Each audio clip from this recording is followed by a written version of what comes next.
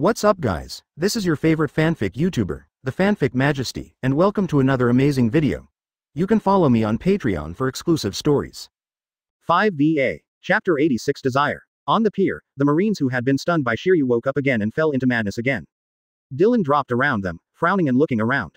Humph. A cold snort sounded, and the crazy Marines froze for a moment, and then began to tremble. Middle. Vice Admiral. Useless things, get on the boat and drive farther away. Yes. Marine, who regained his sanity, was drenched and ran towards the warship one after another. Dylan looked up towards the town. What is it? Plant, animal, or the devil fruit ability? In the small town in the distance, the blood-red sword light is erupting crazily, and the small town has been cut into pieces. Mouse. Dylan looked towards the edge of the town. This area cannot escape the perception of the heart network. It's Marine, kill him. When the local ship walked towards the edge of the town, the scene Shiryu encountered resurfaced again, but this time the surrounding pirates were not completely close. A burst of red air burst out, and those roaring pirates instantly disappeared. Dream, hallucination, or desire. Brother Dylan. A voice of grievance and self-blame sounded from the end of the road. The young Nami stood on the street corner with his head slightly lowered, holding an orange in his hand. Brother, I did something wrong. You forgive me. Dylan walked past Nami indifferently, and another cough came from the room not far away. HMPH, let's see what tricks you have. Through the window, Ayu was lying on a rickety bed wrapped in a thin quilt that was patched. The flushed Ayu seemed to be very uncomfortable, but she still clenched her teeth tightly in her sleep and persisted. There was just a slight and weak breathing sound. Dylan turned around, resting his right hand on Shira's saber handle. When walking out of the street corner, it seemed as if he had passed through an invisible barrier. Didi, hey, you man, why don't you walk carefully? A young man on a bicycle looked at Dylan who was in a daze, complained, and then rode away. Still muttering something in his mouth. I'm afraid I'm not a fool. Dylan rubbed his waist. Shira is gone. Dang. Dump. A familiar yet unfamiliar voice sounded, and Dylan touched his pocket. Familiar mobile phone case, familiar screensaver. The word, Mom, on the screen made Dylan's heart tighten. The ringing still didn't stop, as if urging him to answer it quickly. Dylan stared at the blooming lotus head in the middle of the screen for a long time. Dylan closed his eyes gently, then opened them suddenly. The game is over. Boom. Snap. The surrounding scene shattered like glass, and he changed back into Dylan's appearance, his right hand still resting on Shira's knife handle. In a house not far away, a shriveled old man spat out a mouthful of blood, with a look of horror in his eyes. Impossible. Advertisement. Obviously he has found the desire deep in his heart.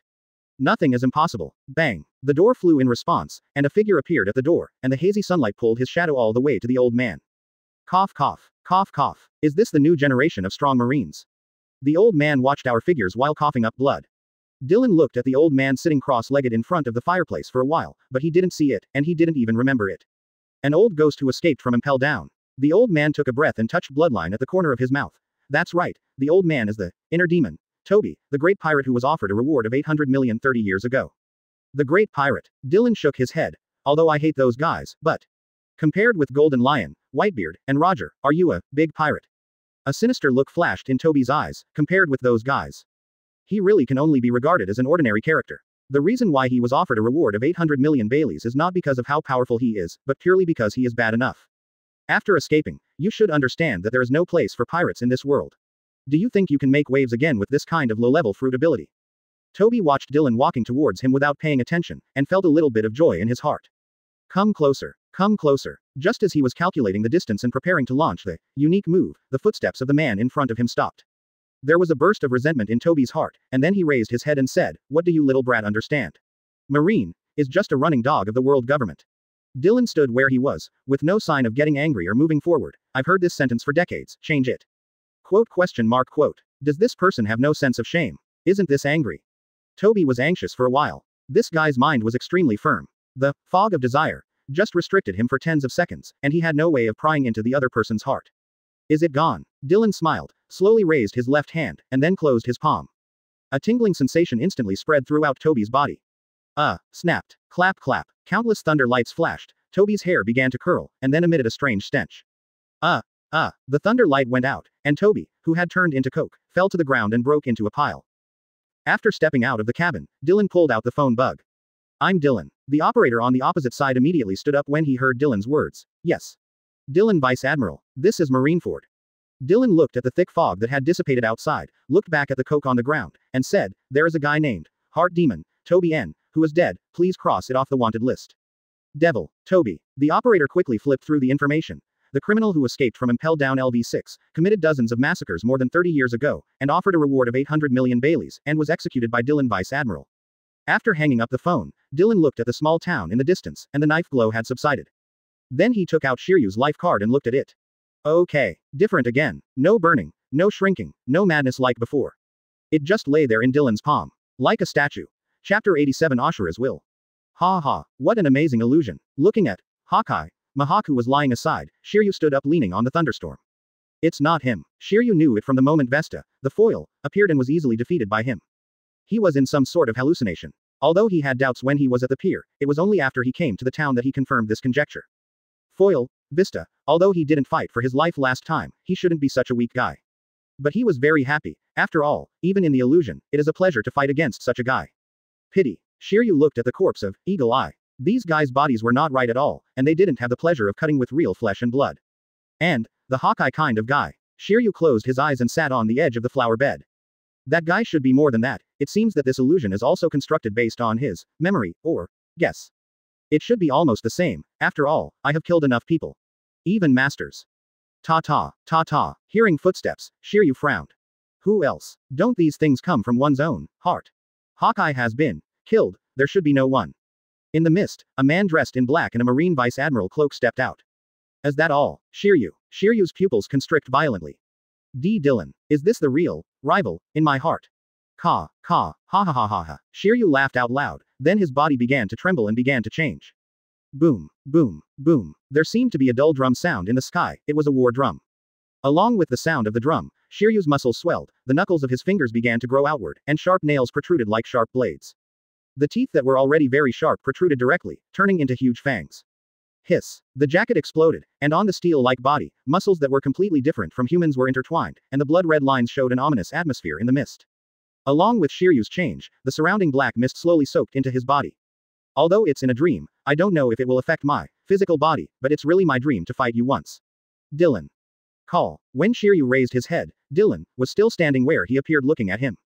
Are you ready? Starting. A smile appeared on Shiryu's terrified face. Are you also so confident in the illusion? It really is you, Dylan. Boom. The ground sank, and the surrounding houses shook. A dark figure rushed towards Dylan in an instant. Clang. Dylan held Sura down with one hand, and easily blocked the thunderous blow. It can be stronger. Although Shiryu's body has come to about 4 meters at this time, there is still a feeling of being overlooked. Of course, Shiryu let out a loud shout, holding the handle of Thunderstorm with both hands. Boom, boom, boom, boom. The drums of war in the sky became denser, and Shiryu's heart also beat with the frequency of the drums of war. Clang, clang, clang. After dozens of violent slashes, Dylan didn't even move an inch from where he stood. Wow. As if influenced by the Ashura fruit, Shiryu let out a strange cry from his throat, and the drums of war in the sky suddenly became dense. Santu River. The heavy rain poured down from the sky, and bloody slashes rushed down. It looks like it, Shiryu. The corner of Dylan's mouth raised, and he pulled Shira in a circle. Condemnation Mandalahua. A huge blood-colored, the other side flower, bloomed above Dylan's head, and the rain from the Styx River bounced into the distance instantly when it hit the petals. Gah, haven't even used my own moves yet. This move was adapted by Ain based on Dylan's move. Advertisement. Boom. The huge fleshy wings spread out, and Shiryu's body like black iron paused in the sky, and then swooped down with Thunderstorm across his shoulders. This trick can't be taken hard. The Thunderstorm wrapped around Haki and the black mist ignited a blazing flame as Shiryu dived. Big hot. Accompanied by Shiryu's roar, the flames on Thunderstorm exploded, and the flames surrounded Shiryu's body. Countless evil spirits howling and crying in the flames rushed towards the seemingly thin body below. What? Dylan looked up at the fireball falling from the sky, a serious look finally appeared on his face. Flame. Tisk. After finishing speaking, Dylan put Shira behind him, condemned. The soaring sword light rose from the ground, like a dragon going out to sea, it went straight up to the night sky. Delusion. The evil spirits around Shiryu dissipated in horror in the blade glow, and the raging hell flames were also extinguished in the sky-high blade glow. Shiryu's hair fell out from the slash, and cuts began to appear all over his body. Clang. Dylan's body sank and the ground crumbled beneath his feet. All the surrounding houses collapsed. Shiryu, who broke through the slash with his physical body, hit Shira with a thunderstorm, and Dylan below finally supported the handle of the knife with both hands. It is good. With Dylan's loud shout, his body twisted slightly, and then suddenly exerted force. Boom. Shiryu, who was floating in the air with the help of his fleshy wings, was thrown away by a huge force, broke through dozens of houses and drew a deep pit tens of meters long on the ground before stopping. Before Shiryu could stand up, a cloak hung over him. Boom. As soon as Shiryu poked his head out, he was hammered into the ground again by Dylan's punch.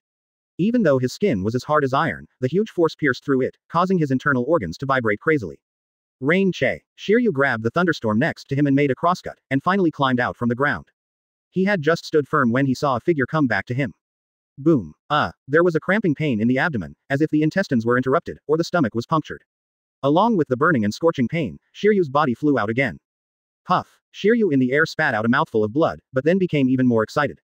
Stronger. Stronger. In the ruins, black mist erupted, and countless innocent souls crawled out of the black mist, but were then sucked back. Yellow Spring Birazaka. Call. With countless ghosts and evil spirits, Shiryu rushed towards the figure with horizontal knives in the distance. Sure. Conviction. A mass of energy that was difficult to distinguish with the naked eye emerged on Shira's blade, and finally condensed together. Although the sense of crisis in his heart had reached its peak, Shiryu still rushed forward without hesitation. Let me feel your strength. Dylan. Reincarnation. Buzz. Before touching Shira, an unprecedented huge force was fed back from the thunderstorm. Then there are all kinds of strange power changes. Vibration, rotation, condensation, diffusion. Puff. Blood sprayed like rain, and Shiryu's body flew high into the air again. In the sky, the thick fog cleared and white clouds floated. Shiryu returned to his human form with a smile on his lips. It's really good, this kind of battle. Hey, what are you still in a daze for? Dylan walked over to Shiryu and looked at the guy who had unknowingly exploded his shirt. Shiryu, couldn't be some kind of brother, right? After being dazed for a moment, Shiryu retracted, thunderstorm, into its scabbard. Just had a dream. Dream. Dylan was the first to walk towards the pier. What dream? Looking at the fluttering cloak in front, Shiryu smiled nonchalantly. Daydream. Chapter 88 Confrontation. The island of Season 48, Ruskana, has been closely watched for several months following, some at war. After months of monitoring, no signs of human activity were found. Dylan looked at the report and pondered for a while. It seemed that Boa Hancock had told them that he took Tahir and the others to practice there. Trying to block them there should be hopeless. Call people out, move people to Sabayati Archipelago. Yes. Dylan sat at the table and thought for a long time before picking up the phone bug. Morgans, it's me. Any orders? I need an intel about the redhead. Somewhere in the new world. The red-headed phone bug rang. An invisible face appeared on the phone bug. He collected information about you from Morgans. At the same time, the CP organization, the Charlotte family, and the Naval Headquarters staff office also made the same move. They should have received his message as well. Order or deal. The red-haired, who was still giggling, was taken aback. After putting down the wooden wine glass in his hand, the redhead said solemnly, "Can you guess his purpose?" The other locations depend on whether they can be deduced after gathering information from several parties, but the most dangerous one at the moment is the Great Glacier. 8 years ago, Dylan did not stay long after taking away the treasure of the 8 treasures navy in the continent of ice. At that time, Red Hair and his, behind the people, thought that he had let down his vigilance, but unexpectedly. After a long silence, the redhead said in a deep voice, "Let them be more vigilant. Once they find him, immediately raise the flag. Then transfer the guidance in it. Clear." At the door of the huge conference room of G5, Dylan stood at the door and scanned the members of the CP organization that filed in one after another. Stop. A member of the CP organization paused, and his heart rate changed slightly in an instant. Dylan lifted his chin, signaling him to leave the line. There were already 3 people who had been screened out by him in the corridor. After the team had completely entered, the door of the conference hall was slowly closed. CP0 wearing a mask looked at the guys who were selected by Dylan. His expression under the mask was uncertain. This is already obvious. These are people from other organizations. Beside the corridor, those guys in white lowered their heads. In front of this man, they didn't even have the courage to resist. Several people were praying in their hearts whether they could be double agents in exchange for a chance of survival after returning to the CP organization's residence. Inside the conference hall, Tahir is leading dozens of professional intelligence investigators from the CP organization to analyze the intelligence and action trajectories of the red-haired Shanks, collected from various places over the years. West Blue. Dylan returns to the land of ice. The hard net was fully opened, and every move around him was under his perception. After flying hundreds of kilometers deep into the ice continent, Dylan looked into the distance. Breath of life. A group of life breaths could barely be considered powerful, but there were some faintly visible things mixed in. Is that what you care about? Red hair. Advertisement. High above, Dylan looked down at the igloo, the hounds, the sled. Strong body, strong hair. Inuit. No. But probably about the same. All the igloos are built around a huge snow-capped mountain, and the faint breath of life comes from the inside of the mountain. After looking around, Dylan landed in front of the largest igloo. Looking at the strangers who suddenly fell from the sky, the surrounding shouted and took up weapons.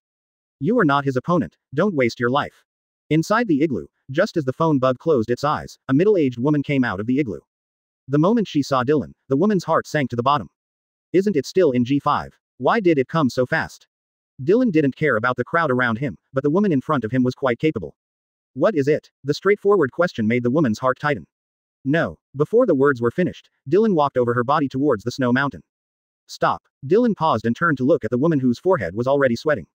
Seeing the look on Dylan's face, the woman's heart surged with determination. In any case, to procrastinate. Bolu bolu, bolu bolu. Hearing the voice of the phone bug, Dylan frowned, while the woman on the opposite side was somewhat relieved. Dark dragon. A scarred eye opened on the phone's tentacles. That's not your thing, get out of there. Dylan moved his face closer to the phone bug, to save you. The look on the phone bug became a little ugly, but then sank down. No, I know your attitude and position, this is a deal. Trade. Dylan looked up at the snow-capped mountains in the distance, and his expression changed slightly. Do you have something that is worth my coveting? If you trade with me, do you have an equivalent exchange value? How is the safety of the Greenbit Kingdom? Hearing this sentence, Dylan narrowed his eyes, and then smiled. Do you think that with the current you have the strength to take down Greenbit before I rush back? The time is short, I'm not sure. The redhead also smiled. But the destruction of Greenbit doesn't have to rely on force, there are many other methods, such as. There was a dangerous look in the red-haired eyes. There are celestial dragons who died in Greenbit. How about this method? Before Dylan could speak, the red-haired voice sounded again. Think about it.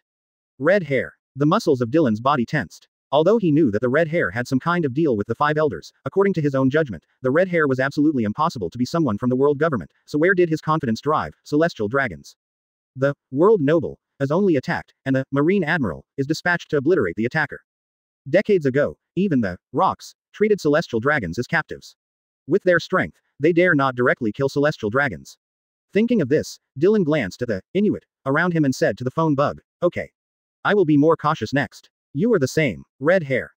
In the depths of New World, the redhead picked up another phone bug after hanging up the phone. It was confirmed that he moved quickly after returning to G5, and the same in other places. The time was too short, and I exposed some things that should not have been exposed. Clear. Chapter 89. Dylan, who returned to G5, took the information from Tahir and put it aside. It seems that something has changed. Tahir looked at the thick stack of documents on the table. Under the alternate deduction of intelligence gathered by all parties, some abnormal trajectories about red-haired Shanks were indeed discovered. But now it seems that it has no effect. Although Nuo Chigao has already served as Dylan's civilian adjutant, Dylan usually discusses these matters with Tahir. The other people in G5 are not guys who can calm down and think about these issues. Balmond is far away in East Blue. It seems our short-term goals need to shift a bit. Dylan's fingers are crossed. More and more people are migrating to Greenbit. Whether it is the surveillance network of the 07 combat unit or the screening of CP0, there are inevitably loopholes. The threat of Kaido and Linlin only exists on the surface, and Teach's scourge mainly comes from his secrets. The Whitebeard pirates collapsed, and they lost the Battle of Ending, and they are no longer a threat. The rest is our main goal for this year. Red hair. That's right, but it's not just him. He's involved in a lot of things besides the red hair pirates, and we cut off their limbs and tentacles first. Dylan raised his head and looked at Tahir. It's up to you, within a year. Find out the main cadres of the Roger pirates, as much as possible. And send people to East Blue, Windmill Town. Will it be sudden? What you want is suddenness. Dylan's eyes flashed coldly. The more sudden, the more intense their reaction will be, and the more problems will be exposed. East Blue, Kingdom of Girona. On the street opposite the palace, the signboard of a seafood restaurant reads, Today's special offer, secret eel. With a serious look on his face, Balmond quickly turned around and walked into the secret room. Warrant No. 9. It was one of 9 top orders Dylan left behind when he left East Blue a decade ago. When he left that year, he said that these orders may never be used, but once received, they must be executed immediately with the highest level of tasks. Activate all the secret lines of Goa Kingdom. Windmill Town. Gyula, who escaped from the indeterminate terminal 12 years ago, runs a small seafood restaurant. He had seen the red-haired Shanks from a distance here, and the marine hero, praised by the world Garp. Of course, I also saw Ace, the son of Goldo Roger, who was executed not long ago. His daily after-dinner program is to take a walk in the town, which has been a habit for more than 10 years. When he reached the center of the town, Gyula's heartbeat stopped. On the big tree in the middle of the town, there is a strange diamond-shaped knot hanging, and 5 wind chimes are hung under the knot, jingling in the breeze. After a casual glance, Gyula walked around the town as usual and returned to his paella restaurant. After the sun went down, Gyula closed the shop door, turned off the lights and walked into his basement in the dark. He took out a stack of materials from the dark compartment. Bandit, Dayton, Mayor, Slap, Bar Wife, Makino, and many others over the age of 40 are included in this material. G5's warship is headed for Goa Kingdom. Advertisement. Who was leading the team? No senior officers went there, but ordinary mid-level officers led the team. What is the action order? Investigate the growth trajectory of Fire Fist, Ace, and arrest the criminals involved in covering up. After hanging up the phone, the man in the shadows was smoking a cigarette and tapping on the wooden table lightly. Arresting the civilians who sheltered Ace. No, this is not the style of the dark dragon, it seems to be directed at us. In the darkness, a curly-haired figure exhaled a puff of smoke. Shanks, look at what you've done. What if they put all their eggs in one basket? After arranging the departure of the warship to Goa Kingdom, Tahir came to Dylan's office again. Put all one's eggs in one basket. Dylan smiled disdainfully. Tahir, I have seen too many stories in this world. This sea has no shortage of strength and miracles. What is lacking is precisely the blood and courage of putting all your eggs in one basket. Everyone is waiting for the one who will bring them salvation and dawn. Roger used his death to trigger the era of the great pirates, because the time has not yet come, and he does not think he is a happy boy. Whitebeard violated his iron law and let Teach go, because he believed that the D clan must be an integral part of the Great War. Kaido, he is also willing to be the gatekeeper of the new era. He doesn't even know who the person who will open the door is, so he is willing to wait in Wano-Kuni for more than 20 years. Just to confirm the legend. Having said that, Dylan shook his head. Look, after those people are alarmed by us, they will only continue to hide, because their mission is this. They are waiting for their king, their god. Bring them hope. Tahir nodded and looked up at Dylan. But the kingdom of Goa seems to have a lot to do with Garp, and Windmill Town, it seems that he has been there recently. He plays his game, I play mine, I can't control him, and he can't control me either. The only thing to care about is whether the redhead can actually drive the celestial dragons over. Logically speaking, this is difficult. After all, celestial dragons rarely come to the world except lying dead on the red line. Even if you come down, you will be invited by some countries or go to Sabayati Archipelago to show off your wealth. After thinking for a while, Dylan still took out the blue phone bug. What is it? About the red hair, Dylan said after a pause. Do you remember what happened in West Blue a few years ago? His behavior was very abnormal. I went to the ice land, but was red. It was blocked for some terrible reason. The bald five elders in the phone bug frowned slightly. What reason? In their impression, this man is not so easy to talk to. He said that if I insisted on touching the thing in there, he would have some celestial dragons come to Greenbit to destroy Greenbit. There is such a thing. The phone bug was obviously shocked too. Although they had dealt with Hongfa, they never expected that Hongfa could do this.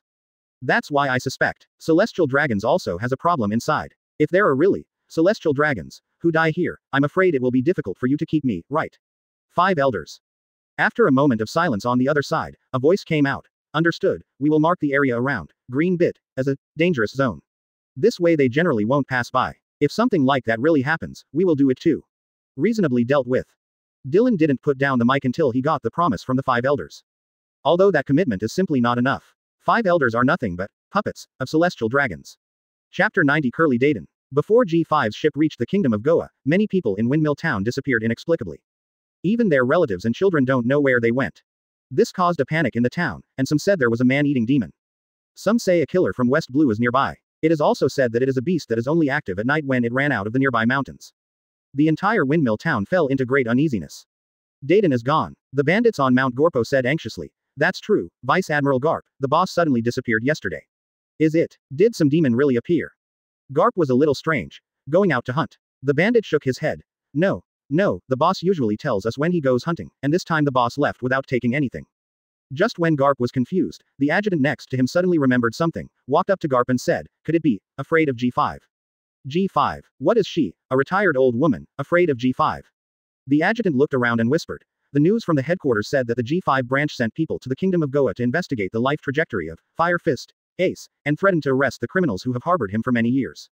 Garp frowned. This is not like Dylan's style. But in the next moment, Garp understood something, and then his fists were clenched tightly, but then loosened feebly. Looking towards Mount Galpa, Garp also felt a sense of powerlessness.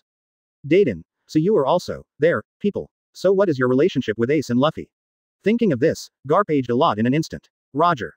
Curly Dayton left immediately after receiving the news that the G5 base was going to Goa Kingdom. Even the Dayton family, who had followed her all her life, was not informed. Disappeared with her were more than a dozen people who had lived in Windmill Town for more than 20 years. On the way to leave, Dayton always had a feeling of uneasiness in his heart.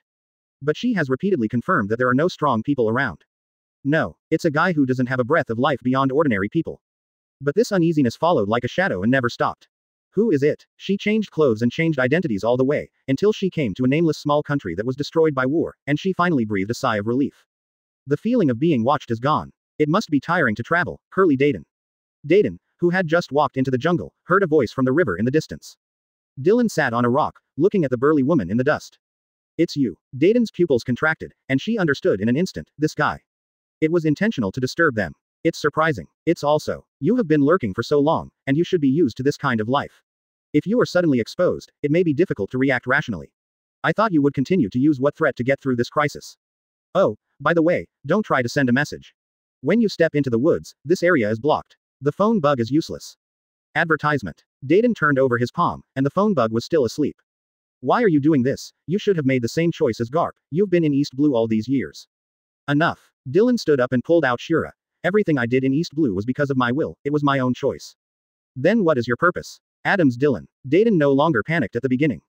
This man, he is not simply a running dog of the world government, this can be confirmed, then.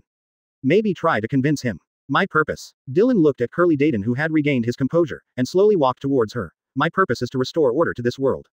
Then we shouldn't be enemies. Curly Dayton said in a deep voice. Haven't the celestial dragons caused enough damage to this world? Shouldn't it be our common goal to overthrow them and knock them down? Dylan shook his head. Yes, celestial dragons is indeed my goal, but it's just one of them. You are also my goal. Why? We just want to. Because what you think is wrong, D. According to your thinking, even if you overthrow the celestial dragons, it is nothing more than repeating the tragedy of 800 years ago. You will only repeatedly bring this world into a vicious circle. Even if you overthrow the world government, there will be new, 20 kings, and new, celestial dragons, among you people. Even worse than this, because with your stupid thinking, not only the contradictions between nobles, royal families and commoners may even lead to inter-ethnic wars. Curly Dayton was stunned by Dylan's words. No. It won't be like this. In the prophecy, the world is about to usher in a new dawn. Is this the reason to maintain the world government? Can't you see their evil? Dylan had already walked up to her. The distance between the two was only a few meters. Dylan shook his head again. This is your second mistake. Shira had already unsheathed, and blood-red air waves surged around. The evil of celestial dragons should not be ended by pirates, and the world will not be saved by pirates. You are just a group of savage destroyers, but you have not thought about how to rebuild after destruction. Celestial dragons oppress this world, enslave this world, and you destroy this world. What's the difference? A world that completely loses order is definitely not what most people want. Curly Dayton removed the cigarette butt from the corner of his mouth and dropped it on the ground. It seems that we can't reach an agreement, but, the armed color covered her arms. You may not be able to defeat me easily, Dark Dragon. Bang. The Shira in Dylan's hand collided with the big stick in Curly Dayton's hand. Blue and red air waves instantly swept around. Caca, caca. The surrounding trees let out a cracking groan. Twice. Even though the ground under Curly Dayton's feet had begun to sink, and her hands were trembling slightly, they were still struggling to hold on. You're going to make a huge mistake. Is it? Why not let this mistake go deeper? For example. Shira slowly pressed towards Curly Dayton. Let me find Monkey D. Luffy, and I will kill him myself. You. Swish. The mental shock brought about a loss of consciousness, which relieved Curly Dayton's breath. Feeling the body gradually lose consciousness, Curly Dayton's lips twitched. Dylan stood in front of her divided body and looked down at her.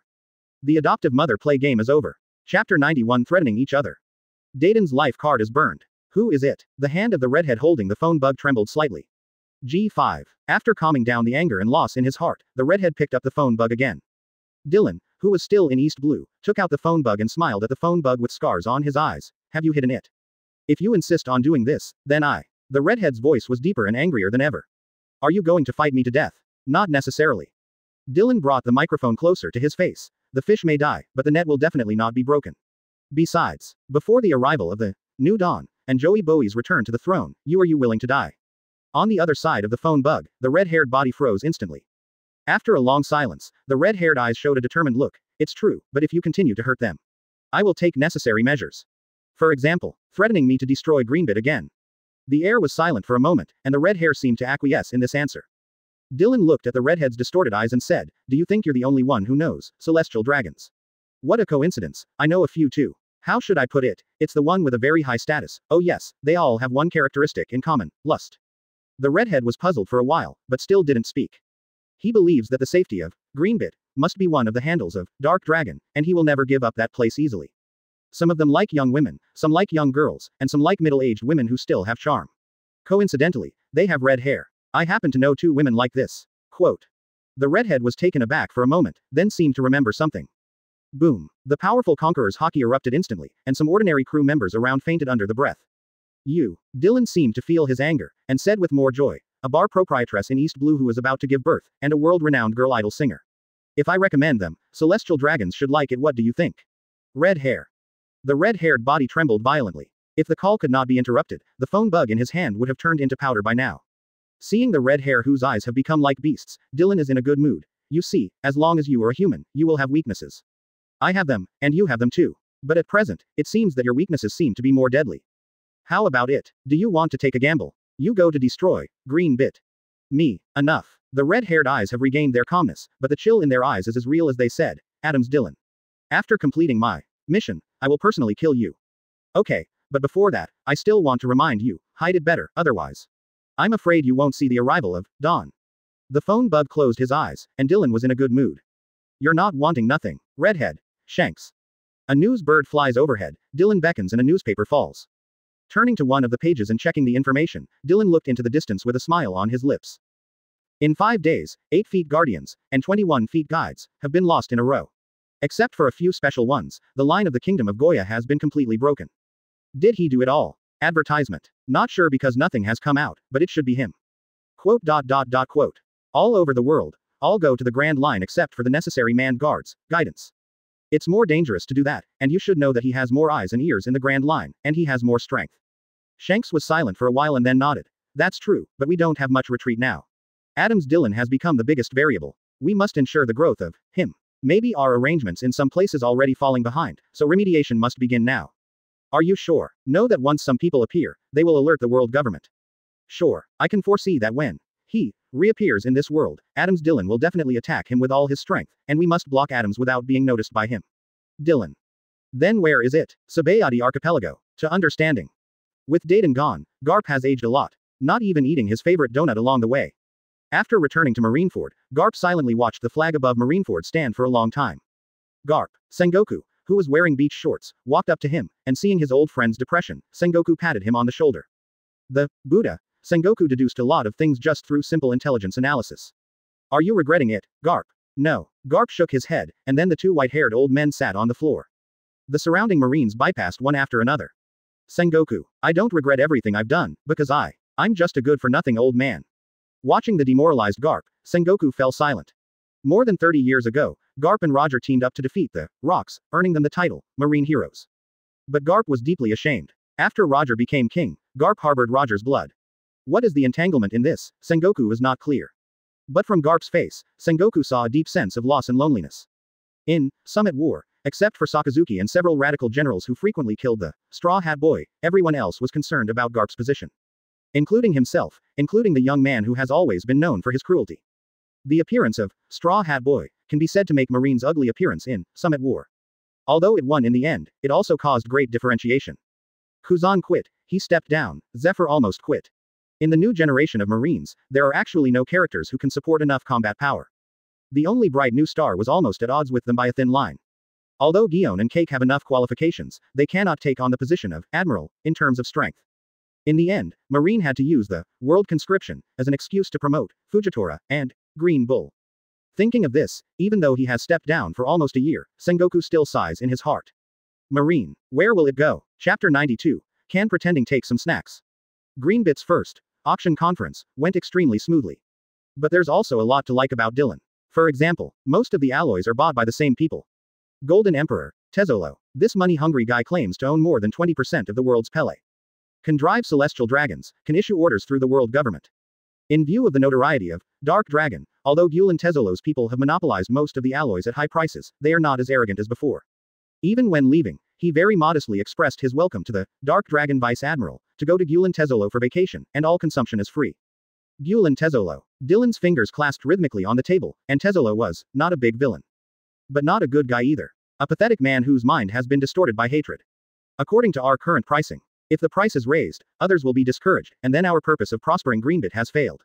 If the original price is maintained, with the financial power of the Golden Emperor, and his money-making, I am afraid that this situation will form every time.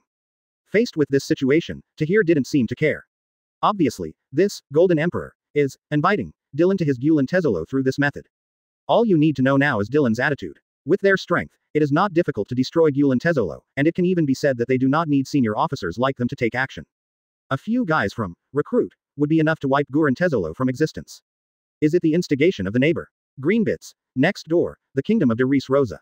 I don't know, but I don't think so. After all, that's goal is to destroy Mariajoy. Pushing you to the opposite side of the world government so quickly is not in line with his long-term goals, and he doesn't seem like such a stupid person. Quote. Indeed. Doflamingo, This guy's foresight and ambition should not make such a rough judgment. It seems that the Golden Emperor himself meant it. While Dylan was deep in thought, the gray phone bug on the desk rang.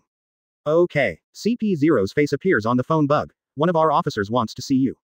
Sir. Dylan frowned. As far as he knew in CP0, the person who could be called, sir, should be Rob Lucci. But Dylan believes that either there are other organizations above CP0, such as CP1. Either Rob Lucci is not considered the highest combat power of the CP0 organization. After all, it is an organization that is targeting the Revolutionary Army. With Rob Lucci's skill, I am afraid that he will not be able to get away with even one round in the hands of Long. Let him come up. Has the world government noticed Tezzolo's actions? Quote. Looking at the phone bug who fell into silence but didn't hang up, Dylan leaned forward slightly. Do you want Lousy to visit him? After a brief silence, a voice came from the opposite side again. He has passed. More than 10 minutes later, a man in white and a mask appeared in Dylan's office. Advertisement. Dylan looked at the person in front of him and smirked. I said, can you make some effort in your disguise? With a big pigeon on your head, is it because you are afraid that others will not recognize you? Rob Lucci. Rob Lucci's body visibly paused, and then he took off the mask on his face. I heard that you have received an invitation from Gulen Tezzolo. I was ordered to complete the mission, and 5 elders ordered you to cooperate with me. Dylan lay on the chair and looked at Rob Lucci, neither talking nor refusing. What's the problem? Rob Lucci couldn't resist asking after a moment. A steel ball floated in Dylan's palm, floating in his palm. Lightning gleams around the steel ball, and the friction between lightning and air sizzles. Rob Lucci's pupils narrowed slightly. During the Summit War, someone saw him use this move to instantly kill the captain of the 7th Division of the Whitebeard Pirates, Lakoyo.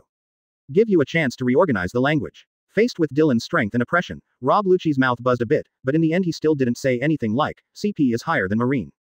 Before coming, he did apply to 5 elders for the cooperation of Adam's Dylan, the closest and most powerful, Dark Dragon, but 5 elders' attitude was very strange. They simply nodded and said that Rob Lucci could talk to Dylan himself. This situation is simply unprecedented. It must be known that the world government attaches no less importance to Gulen Tezzolo than those top powers. After all, the amount of wealth that Gulen Tezzolo possesses is simply astonishing. But even for such a mission, the 5 elders did not enforce orders, and did not even personally issue orders to Naval Headquarters or the G5 branch. I was ordered to deal with Gulen Tezzolo, hoping to get the cooperation of the G5 branch. Wrong answer. The steel ball turned into a stream of light and came to Rob Lucci's forehead in an instant. Lucci, who transformed into a leopard form, looked at the steel ball wrapped in lightning and swallowed his saliva. Remember, I am the leader. As for how to deal with him, how to deal with Gulen Tezzolo is also my decision. Do you understand? New. Dylan stood up and recalled the steel ball, gestured to Tahir and said to Rob Lucci, change your skin, afraid that people will not know that you are CP0. Gulen Tezzolo, a huge ship with a length of 10 kilometers. It floats in the middle sea area of New World all the year round. Because its owner, Golden Emperor, Gilder Tezzolo has unparalleled wealth, he secretly controls dozens of countries through money. It is classified as an absolute sanctuary by the world government that cannot be sold casually. Of course, in Dylan's view, this is just a rhetoric for the world government to support Gilder Tezzolo. A fat pig, of course, must be fattened before killing to maximize the benefits. The Golden Emperor, Gilder Tezzolo seems not to be aware of this at all, but his behavior is getting more and more out of bounds. The arrival of Rob Lucci also proves that the harvesting of the world government has already begun. When Dylan entered the port of Gulen Tezzolo on the G5 warship, huge bands and welcome personnel stood on both sides of the port. Dylan glanced at CP0 in the side rear. He has changed into regular clothes, and his mask has changed into a civet cat shape, which has basically broken away from the regular dress of the CP organization. I have almost never seen this kind of scene. Even when the royal families of various countries come, it is just an ordinary greeting. Celestial dragons generally do not come here. After all, this area already belongs to Danger Zone. He is still the same, knowing what he wants to ask with just one look. What a qualified fan. Chapter 93 Gulen Tezzolo. Welcome, welcome, Mr. Tezzolo is preparing for an unprecedented, huge concert, and I will receive everyone. A seductive voice sounded from the welcome line, and a sexy red-haired beauty walked out of the crowd. Dark Dragon, Vice Admiral, what an honor. The beauty opened her arms as she walked forward, as if she was about to give Dylan a warm hug. Humph. Dylan snorted coldly, and Tahir, who was standing next to him, smiled slightly and raised a finger. The woman walking towards her trembled, and then clutched her chest in pain. This is my heart flame. Tahir walked forward behind Dylan, and when passing by the red-haired beauty, Tahir smiled softly. For the next time, please keep this lady calm, otherwise something bad will happen. Fear, anger, greed, hatred, none of these are allowed, and of course, neither is joy and excitement. As Dylan and his group left, the chest of the red-haired beauty gradually began to show a strange purple color. Hearing Tahir's voice, the red-haired beauty quickly restrained her inner thoughts, and after calming down a little, the pain in her chest that was pierced by a sharp sword finally eased a little. Sky Fox. Tahir. Dylan didn't care about the pretty girl who almost died behind him. Baccarat, a lucky fruit ability user. Able to absorb the luck of others by touching their bodies. Dylan didn't want to be contaminated with this kind of cause and effect ability. Since it is a lucky fruit, with a name and surname, it must have its unique power. There's such a thing as luck. I don't have to be lucky, but I don't want bad luck either. Tahir walked beside Dylan with a smile on his face, but he was thinking. Is this well-known, Golden Emperor, so reckless? Not many people know about the lucky fruit, but there are also quite a few. G5 definitely belongs to the category of people who know about it. So Tezzolo still let this woman try to touch Dylan. What is his intention? After seeing CP0 and Rob Lucci next to him from the corner of his eye, Tahir followed Dylan and boarded the tour bus of the welcoming team. The sightseeing car drove slowly, and Dylan sat in the second row and squinted his eyes slightly, as if he was not interested in the surrounding scenery and various luxurious buildings. It was Tahir and CP who carefully observed the surrounding scenes. Gulen Tezzolo. It is indeed extraordinary. Even Rob Lucci, who was stationed at Mariajoy, was amazed by the luxury and high profile here. But then there was a surge of contempt in his heart. Shallow people. Thinking of this, Rob Lucci glanced at Dylan in front. That guy also possesses amazing wealth, but his style is quite different from Gilder Tezzolo. One is desperately showing off his wealth, but the other turns wealth into power, hiding it from everyone's sight. He is in charge of Marines, strongest branch, G5, and is the uncrowned king of the Greenbit Kingdom, the ruler of the Chia Kingdom, and the true boss of the water capital. But Rob Lucci believes that this is definitely not his full strength, and he must have more things in his hands. Like certain kingdoms in East Blue. Although in the past few world summits, some kingdoms of East Blue have spoken for him openly, but Rob Lucci believes that those places may not be his territory. His territory should be those places that they will actively ignore, or places that they think are impossible. Where is it? Advertisement. Rob Lucci then fell into deep thought. It's here, honored guest. Although Tahir shot at Barbala at the pier, the welcome lady who replaced him still smiled because of his good professionalism. Come with me, Mr. Tezzolo has arranged the most honorable seats for you. After following the welcoming lady into the luxurious VIP passage, a faint fragrance came. The smell is refreshing, even a little mind-blowing. Dylan glanced at CP0. It is a crystallization from the body of an animal from South Blue, Hanxiang deer. It is very precious, and its value is almost equivalent to that of sea stone. CP0 sniffed, then nodded. No problem. Now, see, that's called professionalism. Beauties of different colors stood neatly on both sides of the VIP aisle, and whenever Dylan passed by them, they would gently bend down and smile slightly. It doesn't make people feel alienated, and it doesn't make people feel flattered. After walking through the aisle and boarding the elevator, Dylan and his group came to the highest stand of the stadium. Arriving here, instead of the scene of flowers blooming like the one below, the waiters are some more ordinary women.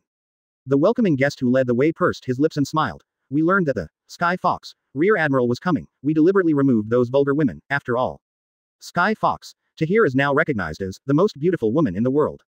This number one includes men, women, murlocs, in short, all humanoid creatures. After walking to the sofa and sitting down, Dylan looked down and started the opening dance. But these things, Dylan is not interested. He closed his eyes again and began to rest his mind. The maid next to him looked normal, taking the time to replace them with warm drinks. After about half an hour, when Dylan's expression began to look a little impatient, the lights of the entire venue suddenly turned on. A huge circular stage slowly rises. Welcome everyone. Today's concert is unprecedented. It is also specially prepared.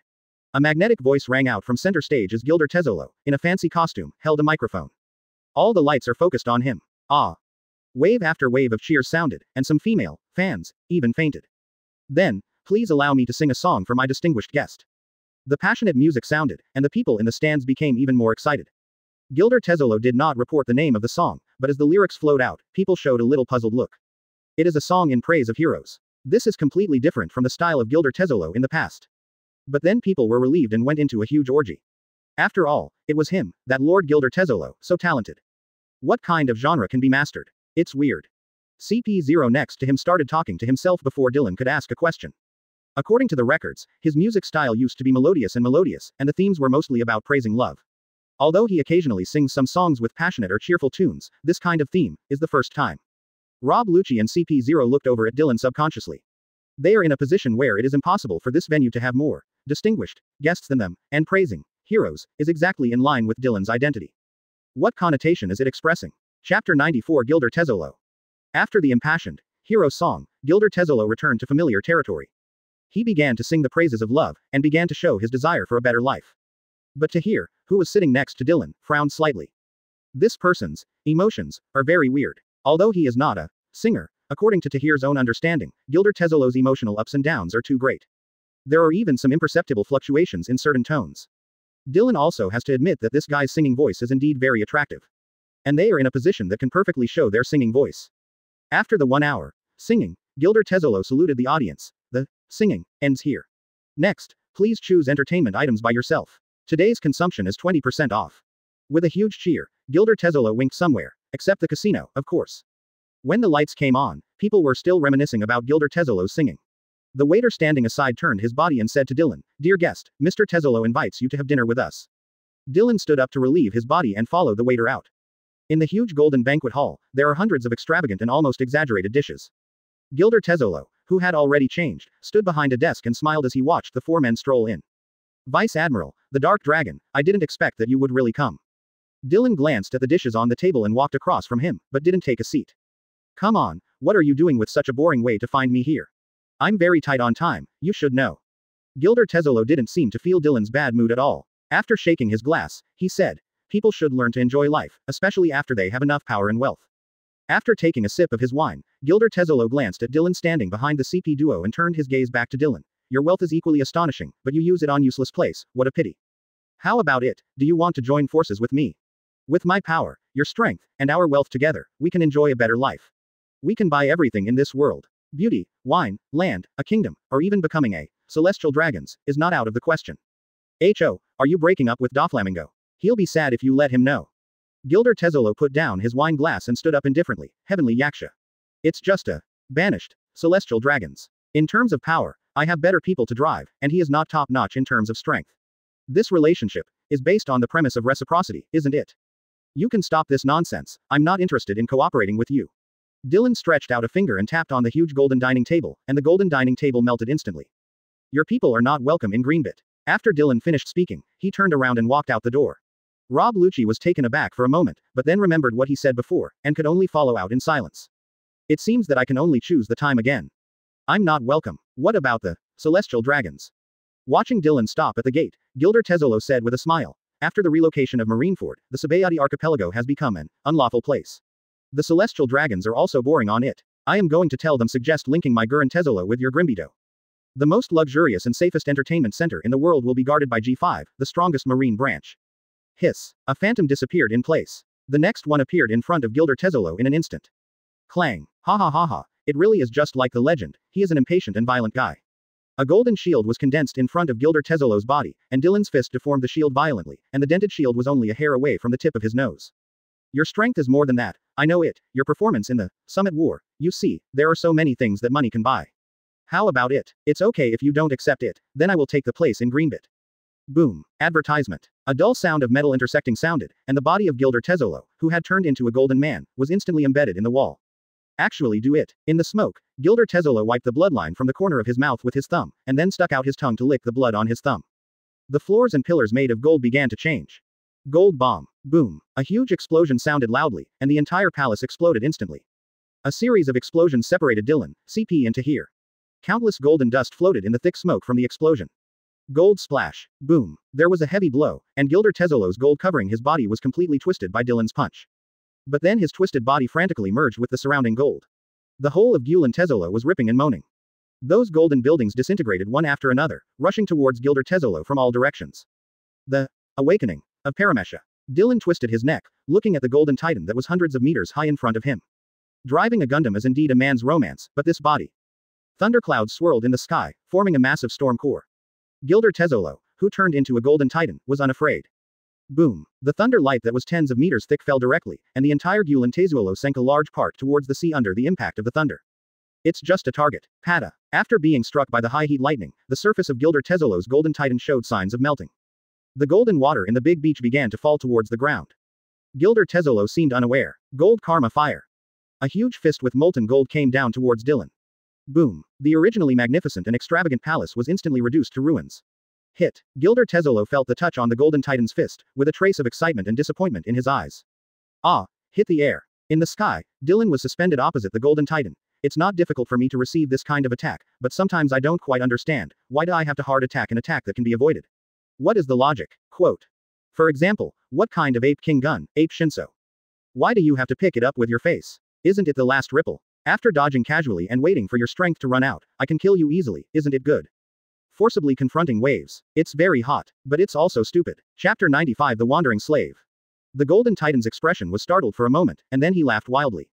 Well said. Gold karma hell. Boom, boom, boom. The Golden Titan's fist crazily smashed in Dylan's direction, and the entire Gulen Tezzolo began to shake. Residents and tourists had long since fled in all directions. On the ruins in the distance, Rob looked at the dust and smoke in the sky, and wanted to take the opportunity to go there and launch a sneak attack to kill Gilder Tezzolo directly.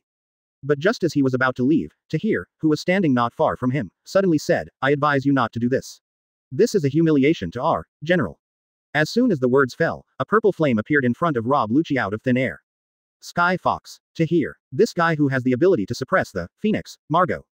Whether it's this guy, or Tom, Raging Sea, and Shiryu, Rain, they all only obey Dark Dragon, Adams Dylan. There are even rumors that if it weren't for convenience, they would not want to accept the rank of Marine at all. After taking a breath, Rob Lucci said in a deep voice to CP0 next to him, go and find the address where Gilder Tezzolo hides his wealth. After the CP duo left, Tahir stood there and frowned slightly watching the battle in the distance.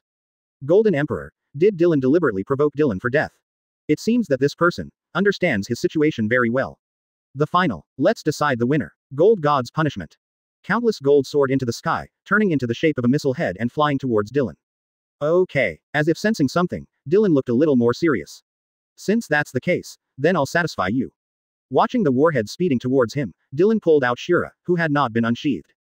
Condemnation Yama of the 10 Temples. The majestic slashing sword burst out in an instant. Despite the name, Yan Luo, there was no gloomy meaning in the slashing, but it was full of mighty power and righteousness. Thousands of warheads were cut into pieces the moment they intersected with the slash. Shred again. Not only was their substance shredded, but even the impact contained in it was cut off. Countless gold powders floated in the air, and the titan that was drained by Gold God's Punishment had long since disappeared. Gilder Tezzolo lay on the ground, looking at the sky. Dylan fell in front of him and looked at the smiling Golden Emperor. What are you doing this for? Just begging to die. Of course, also to see you. Look at me. Dylan leaned on Shura, he could feel it. But as for him saying look at himself, he doesn't understand. Although this body is indeed a handsome guy. But it's not something you can support just by being the richest man in the world. Gilder Tezzolo took out a coin from his pocket and rubbed it. Ah. Let's see if you can bring this world back to a better place. That old coin with a negligibly small denomination seemed to be some kind of precious treasure, and Gilder Tezzolo stroked it so carefully. After putting the coin back into his breast pocket, Gilder Tezzolo looked at Dylan and said, kill me. Adams Dylan. It doesn't make sense to me. Dylan frowned. Killing this guy wasn't a big problem, but he didn't want to cause too much unnecessary trouble for himself.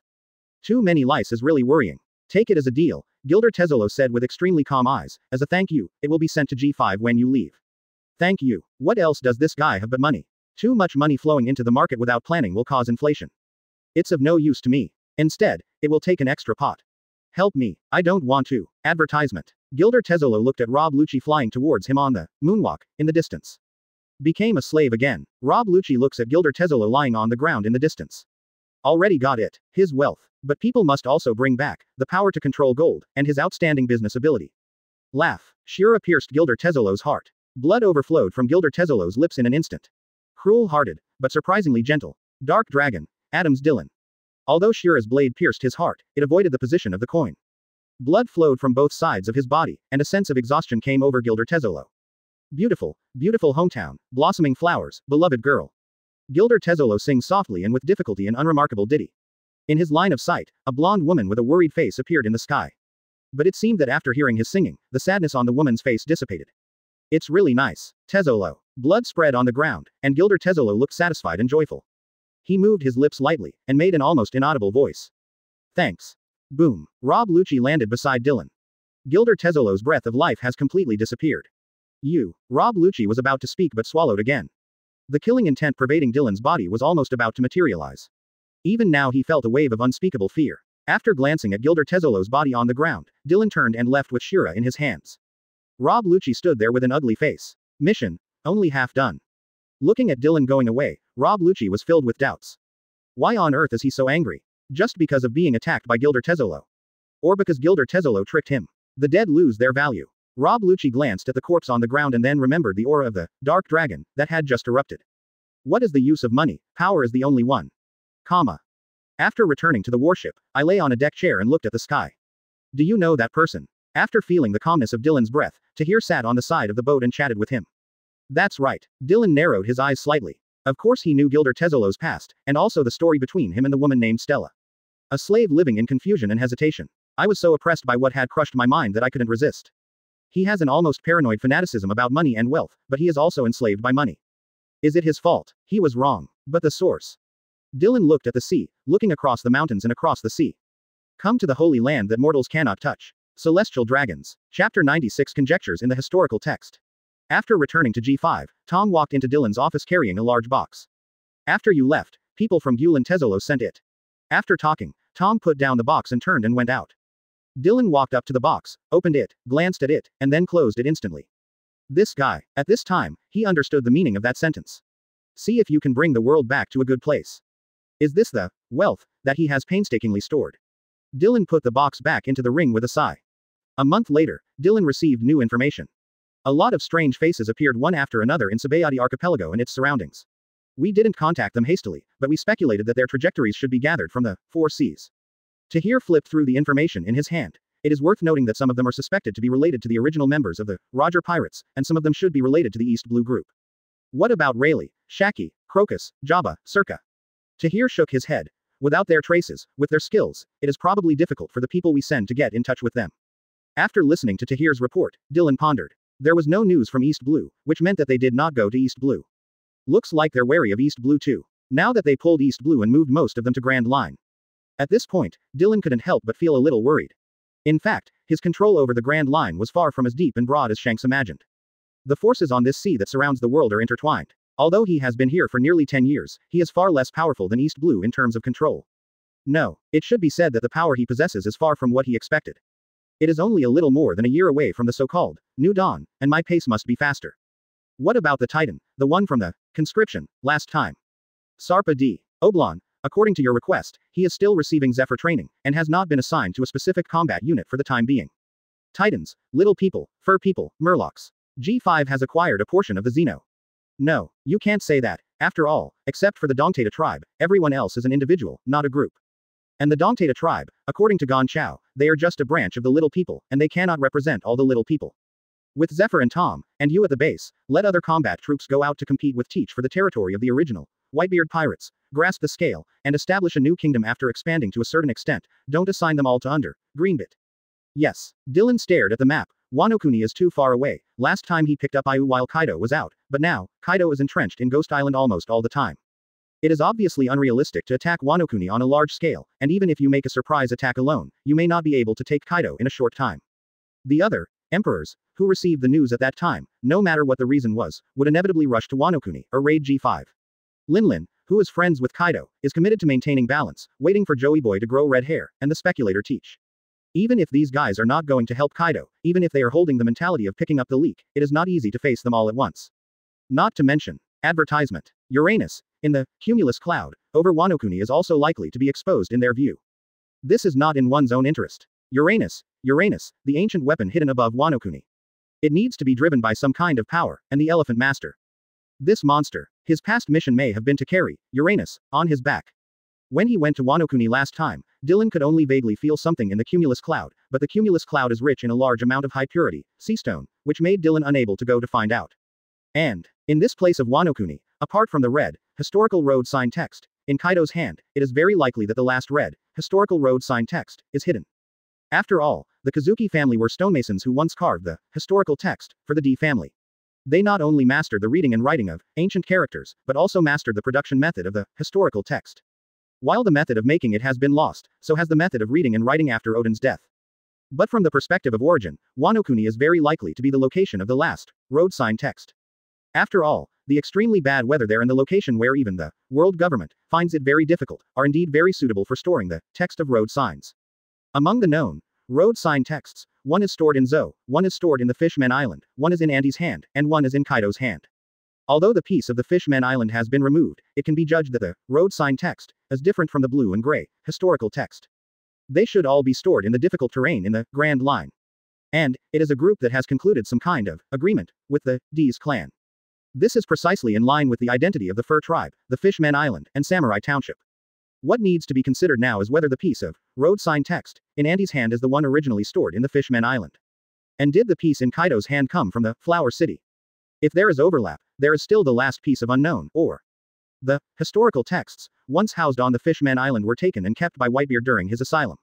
At this point, we can make some judgments from Whitebeard's expectations for the new era, and Marco has been guarding the Whitebeard hometown. The peace of the Fishman Island should not coincide with Big Mom's. After all, Big Mom's people have been in and out of the Fishman Island many times. If she wants to remove it, she will not let go of that peace stone with Joey Poe apology letter. After collecting his thoughts, Dylan picked up the phone bug. Have you found the one I want? On the other end of the phone bug, the face of an albatross appeared. Found it. There is no news, right? Morgans nodded. No, this time I personally researched and judged the information, without going through other people. Send me the specific location through the channel I left for you. It is good. After hanging up on Morgans, Dylan picked up the blue phone bug. I need an amnesty. The bald five elders frowned. Amnesty. A criminal in impel down. Yes, but not quite, because he has escaped. The bald five elders thought for a while and asked, okay, but you have to make sure you can handle it. Whoever he is.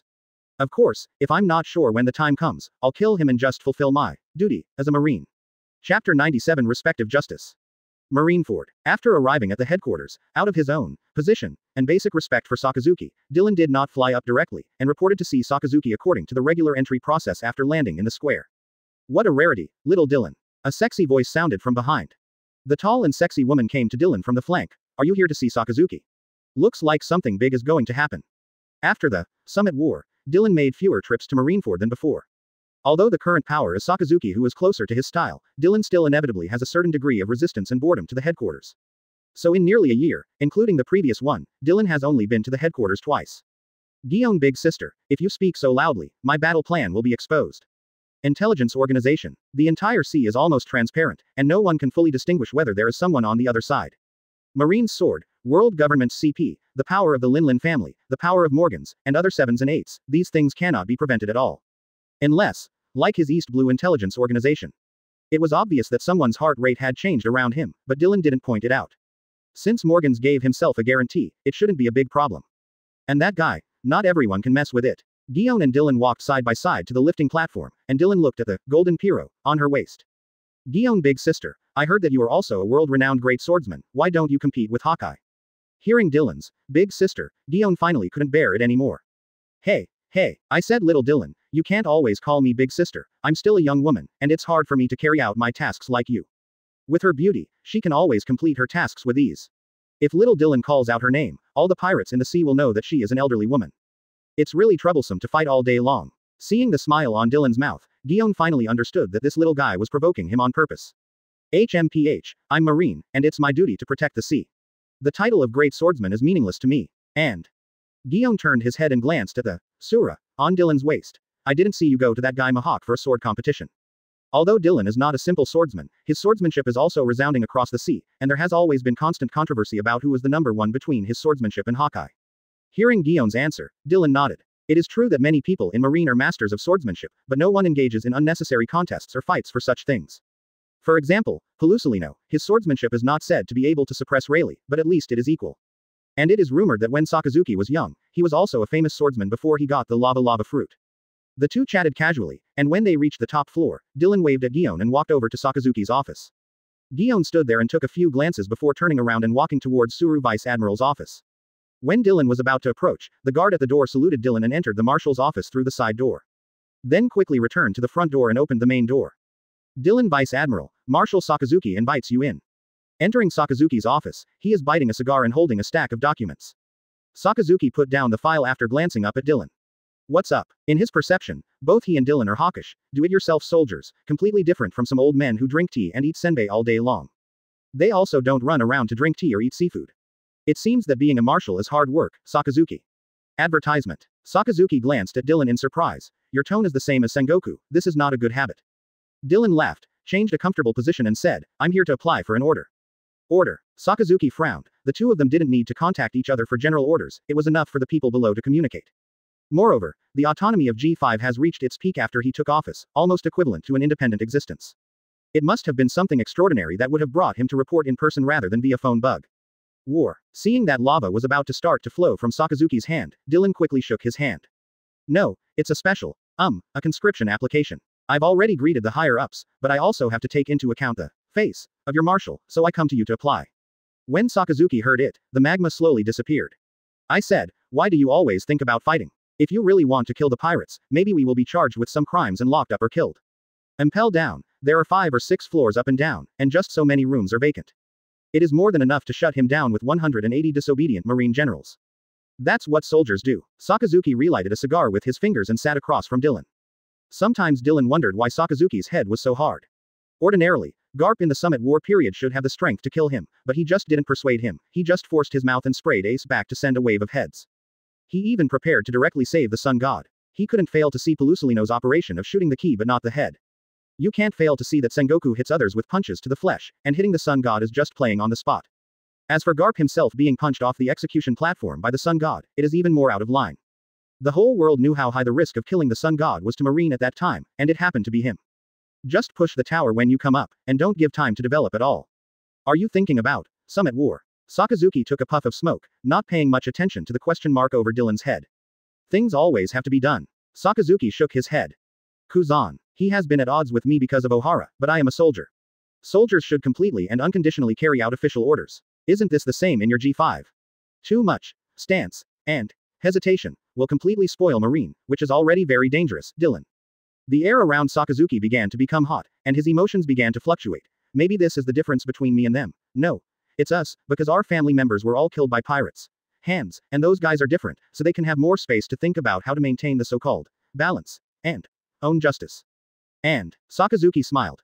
You underestimate Garp's endurance too much, Dylan. If he is really so angry, why didn't he shoot directly when the red-haired Shanks appeared? Is he incapable? Is it him no position? He has all these. Isn't his grandson lured into the pirate road by red-haired Shanks? As a Marine, an elder, he has enough reasons to act, which is neither against justice nor morality. But he didn't. Having said that, Dylan's eyes narrowed slightly. It seems that my judgment at the time was not accurate. And Sakazuki is not a reckless soldier. This is Garp. I've worked with him for decades, I know his character well, and even if he really wants to attack me, will Sengoku let Marine's morale collapse? Seeing Dylan lost in thought, Sakazuki didn't bother him, but sat opposite and smoked quietly. His age is about to reach its peak, and it will start to decline in a few years, and the young man on the opposite side. He has strength, he has means, he has a great relationship with Mariajoy, such a person, and he has decades in his prime. Fit to be the leader of Marine for decades to come. Chapter 98. Where is the future heading? I will not stand in the way of their pursuit of their own justice. After Dylan recovered from his contemplation, Sakazuki continued. Whether it's Kuzan or Pelusolino, even if they just smile, they all have their own ideas. You are right, when we really start a war and end the pirates, then what we have to face, maybe it is Mariajoy's purge, but I will not change my justice because of it. Something has to be done. Sakazuki repeated the sentence again. Things also have to be prioritized. I'm not a politician. My duty is to clear up the pirates in this sea. The next thing. Sakazuki took a deep look at Dylan. Let's leave it to future generations. When Dylan got up to leave, Sakazuki suddenly asked, by the way, who are you referring to by the conscription order? After pausing at the door, Dylan turned to look at the scar on Sakazuki's face. Douglas Bullet. He was a soldier too. Sakazuki nodded. Do it, control him well, if you have any questions, you can push them to the headquarters. Leaving Sakazuki's office, the guard who waited outside the door saluted Dylan and said. Dylan Vice Admiral, Crane Vice Admiral invites you to drink tea. Crane. Dylan pondered for a moment, Crane Vice Admiral. During the Summit War, Crane Vice Admiral did not charge forward, which is of course understandable, after all, he is an old man in his 70s. Though she hunted Doflamingo for years, Dylan thought. The reason why Doflamingo ran away frequently was not because he couldn't beat Vice Admiral. More likely because he knew that if he took a shot at Vice Admiral, he would end up facing an angry Garp, Sengoku, Zephyr, and Gion. This is not a question of whether he can fight well, but that he can't afford to provoke him at all. Especially Garp and Zephyr, these two guys. Garp called. Celestial dragons, trash in the street. Marines can't attack Shichibukai, is very difficult to restrain Garp. Garp is really going to be cornered, and the celestial dragons might as well do a dance to cheer it up. After all, who wants to offend an old man who has no ambitions but has great power and prestige? Dylan nodded to the guard and motioned for him to lead the way. After walking into Crane Vice Admiral's office, there are documents everywhere. Marine's situation is really going from bad to worse. Does Granny he still have so much work to do? Gion sitting on the side put down the teacup in his hand and looked at Dylan. Hey, why do I feel like you're talking about me? Dylan walked to Gion and sat down, nodded to Suru Vice Admiral and took a sip from his teacup. It's not all like that, at least you're still in Marine's future, isn't it, Dylan? Gion muttered to the side and started making tea. In addition to being a Marine Vice Admiral swordsman, she is also the first tea ceremony person in Marine. Dylan was noncommittal to Vice Admiral's words and didn't answer. Crane Vice Admiral's eyes showed a trace of disappointment, but then he smiled and said, I heard that you came to Marineford. I specially invite you to come over to thank you. Dylan nodded and then said, if it really comes to that point, I will also find a way to help him. He is a respectable person, and I owe him to support me in the past few years. I originally wanted to go to G5 in person. Crane Vice Admiral stopped talking halfway. The discord between Dylan and Garp Sengoku, they are all clear. If they come to the door and get rejected in person, it will only intensify the conflict between them.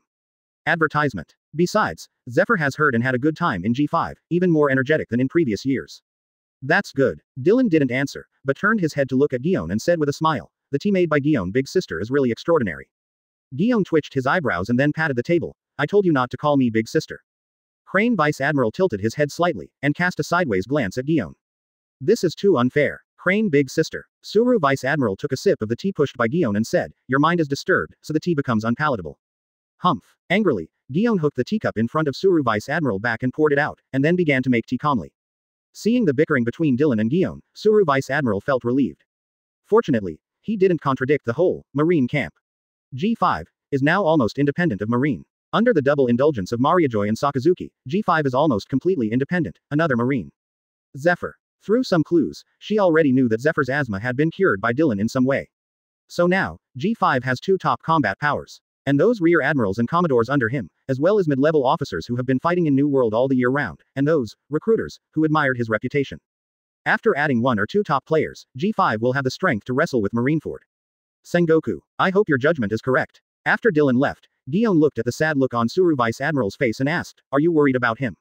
The relationship between the two of them is like sisters. Suru Vice Admiral did not shy away from Guion. Yeah, I do see great potential and hope in him, but it may also be an abyss that can never be restored. HMPH, brat. Guion muttered for a while and didn't make any further comments.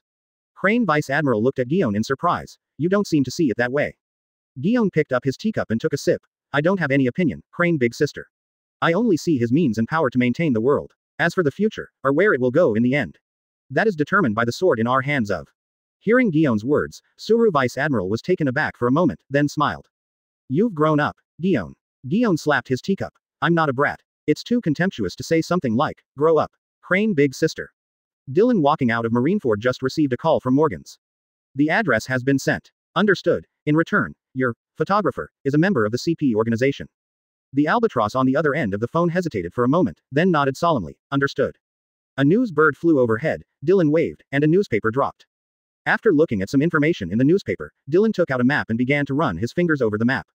Here, after locking on to an island, Dylan's body dissipated. Heir of the Devil, Douglas Bullet. Let's have a hand-to-hand fight between men. Chapter 99 Devil's Heir. New World. Douglas Bullet, who was exercising crazily on an unnamed island, paused slightly. An unusual breath is approaching here. And the speed is amazing. Yo. Dylan landed not far from Bullet, watching Bullet's muscles exploding. With a height of just over 5 meters and his bulging lines, this man looked full of strength and oppression. Dark Dragon. Bullet moved his joints, and then his eyes showed a look like a ghost. Are you here to arrest me alone? The current Marine is really arrogant. Is it not okay? Okay. A shout rang out, and Bullet had already arrived in front of Dylan's eyes. But you will pay for it. Boom. The fists of the two collided, and the surrounding air instantly swayed. Boom. A huge air wave exploded from around the two of them, the ground tore apart, and the mountain collapsed. Aren't you an ability user? What about your ability? In the collision just now, neither of them used their abilities, nor did they even cover hockey, it was just a pure force collision. Feeling the force from his arm, Dylan grinned. What's the hurry? Don't you have no ability to use it? Douglas Bullet, Fusion Fruit, ability user, confuse all objects around him and his own hockey. Arrogance. The bodies of the two disappeared instantly, and countless afterimages flickered around. Boom, boom, boom, boom. After hundreds of fist-to-flesh collisions, the two fell to the ground together. The look in Bullet's eyes became even more excited. You guy, you are really good. You have tempered your body to such an extent. More than 20 years ago. No. Earlier, he was known for his strong body and superb fighting skills, thus he had the title of Devil's Descendant. And this guy in front of him, the ability user, the great swordsman, is his famous fighting style. But what Bullet didn't expect was that he was so grandmaster in unarmed combat, and even his body was comparable to him. This made Bullet feel a long-lost sense of frenzy. The warm-up is over. Let's show some real skills. Hockey covered Bullet's body, and his aura began to grow wildly. The same hockey also covered Dylan's whole body, and the moment their eyes crossed, they rushed towards each other at the same time. Boom. Bullet's fist hit Dylan's face, and Dylan's fist hit him hard in the stomach. Everyone did not dodge this move. The moment the power exploded, the two bodies flew backwards at the same time. Smoke in the shape of two mushrooms rose from where the two fell. In the next moment, two black shadows jumped out of the smoke, and the ground trembled again. Even the surrounding sea began to swell. cheek, chest, belly, all kinds of fragile and deadly places are being bombarded crazily by the opponent. But the more they fought, the more excited they became, and the more they fought, the more crazy they became. They even gave up defending at the same time, just hoping to hit the opponent with the next move. Ola ola ola. Big wood big wood big wood big. Call. Sweat was beating on Bullet's forehead, and Dylan's body was steaming. Huh. Bullet's eyes flashed red as hockey began to merge with his body. His skin color began to change towards blue-purple, and his aura rose again. Dylan in the distance adjusted his breathing and the surface of his body also began to glow with thunder. The activity of cells began to increase dramatically, and hockey, strength, and neural response all entered a whole new level. Boom. Simple punch. The entire island began to collapse, all the peaks were reduced to dust, and the small island became a devastated flat land. Your fruit is also well developed. In the gap between the two fists, there were faint signs of tearing in the space. The dark clouds in the sky began to churn crazily, as if there was a big hand stirring it constantly. Dylan grinned. Your ones are average. Advertisement. Bullet's expression darkened, but he couldn't hear the sarcasm in Dylan's words. Impossible. Does fusion fruit have other directions? Why do you say that? But this doubt flashed across his mind in an instant. Strong self-confidence made him smile again, and the higher intensity of hockey began to blend with his body. His complexion also darkened. The fists of the two began to separate slowly, and black thunder burst out in all directions. Conquerors in Marine, it seems that your ambition is not small. But in the next second, there was a different emotion in Bullet's eyes. His conquerors is not as simple as a direct and simple winding. There are more complex changes inside. How it is done. Are you aware? Dylan's conquerors began to slowly press towards him. Interesting. With a loud roar, Bullet's body flew far away and sank into the ground. A burst of purple light diffused from the smoke and began to spread towards the surroundings of the giant pit. Dylan stood there panting slightly. He also lost a lot of physical strength in this high-intensity battle. But he may not have experienced this kind of sweaty battle for a long time, especially this kind of hand-to-hand combat, which made all the muscles and cells in his body excited. The blood rushes through the body, and the heart swells like an oven. Every inch of skin is venting its strength, and every pore is desperately opening. On the other side of the island, a titan hundreds of meters high has already completed its fusion. Across from him, in the center of the island, Dylan stood there looking at that ridiculously large thing. This body. Dylan shook his head, then floated slowly into the sky. Are you looking down on me? Deliberately waiting for my fusion to complete. A huge voice came from Titan's mouth. The thunderclouds in the sky began to roll, and countless thunderbolts fell from the sky and absorbed on Dylan's body. His entire body turned into a ball of light that was so dazzling that he couldn't look directly at it. Do not. In the light group, Dylan's voice came out. I want to tell you that facing some specific opponents, a huge body will only become your weakness, and it will also greatly waste your physical strength in hockey. Too confident. Marine. The Titan roared to the sky, then raised his hand as big as a ship and slammed it towards Dylan. The huge palm drives the flow of air to form an astonishing gust of wind.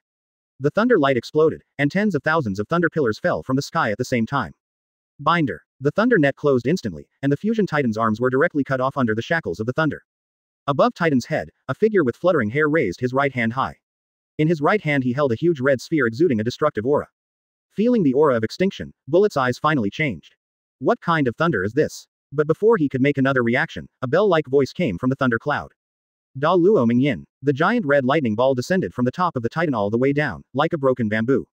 Boom boom boom. Starting from the top of the Titan's head, countless fused things began to restore, dissipate, and decompose. The giant thunder ball crushed Lei Tei's body and he couldn't move. Facing this force, he could only gather hockey desperately to protect his body. There was no strength left to resist. Boom. The island made a muffled noise. The surrounding sea rippled, and then wave after wave spread out towards the distance. Tens of kilometers away, the waves have formed a huge tsunami. Seeing the roaring tsunami, Dylan froze for a moment. FK. Accepted. But not fully accepted. Salted fish Kuzan is not here again. The Wong Wong team made a big disaster. Fortunately, this is the middle and back part of the G New World. The drowned should be all pirates. The ground has been completely sunken, forming the shape of a large bowl. Bullet lay in the bowl, looking dazed. Chapter 100 Cut off the head. Are you a great swordsman? Bullet lying on the ground recalled the man's information and the fight just now.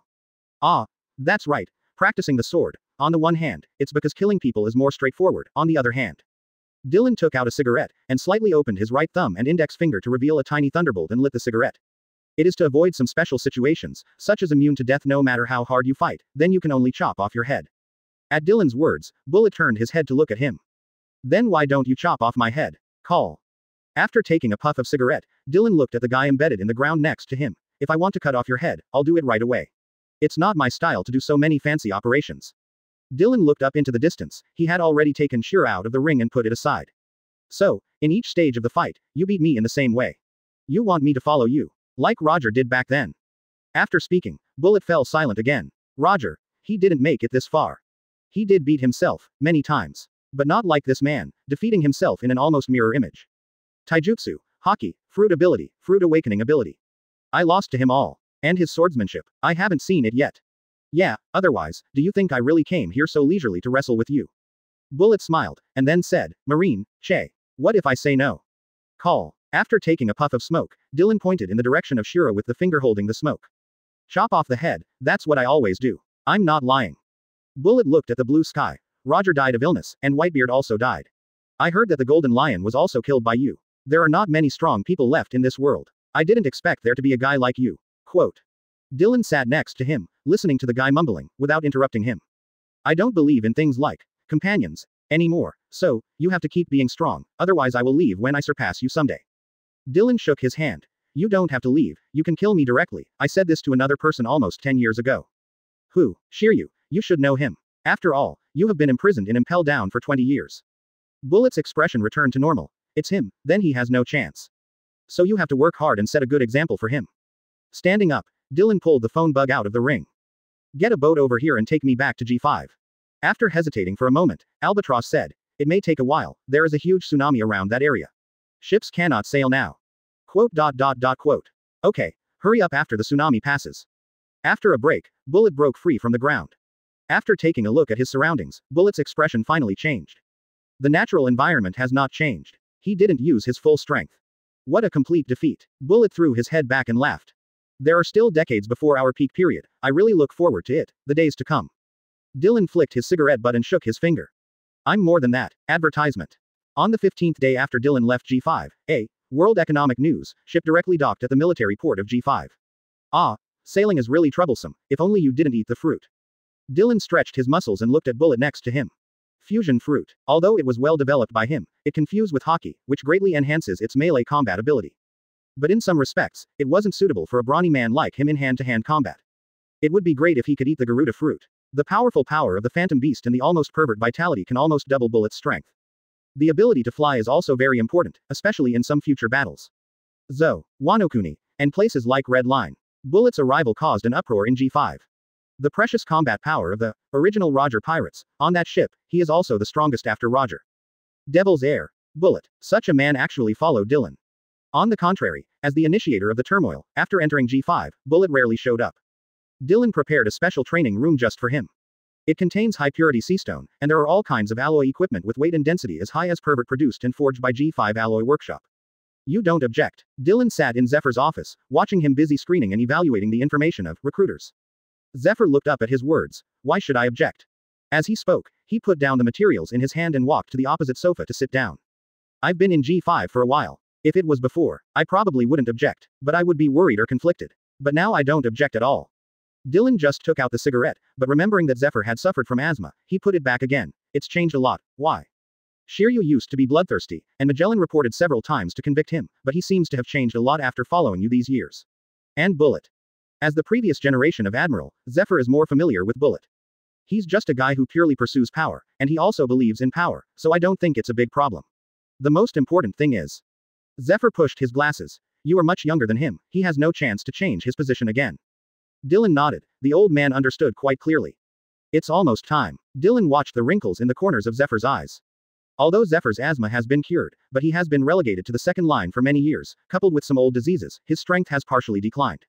If you wait any longer. Dylan stroked his chin. Zephyr wasn't the Beloric Redfield guy after all. And even if it was that guy, didn't he lose in his old age?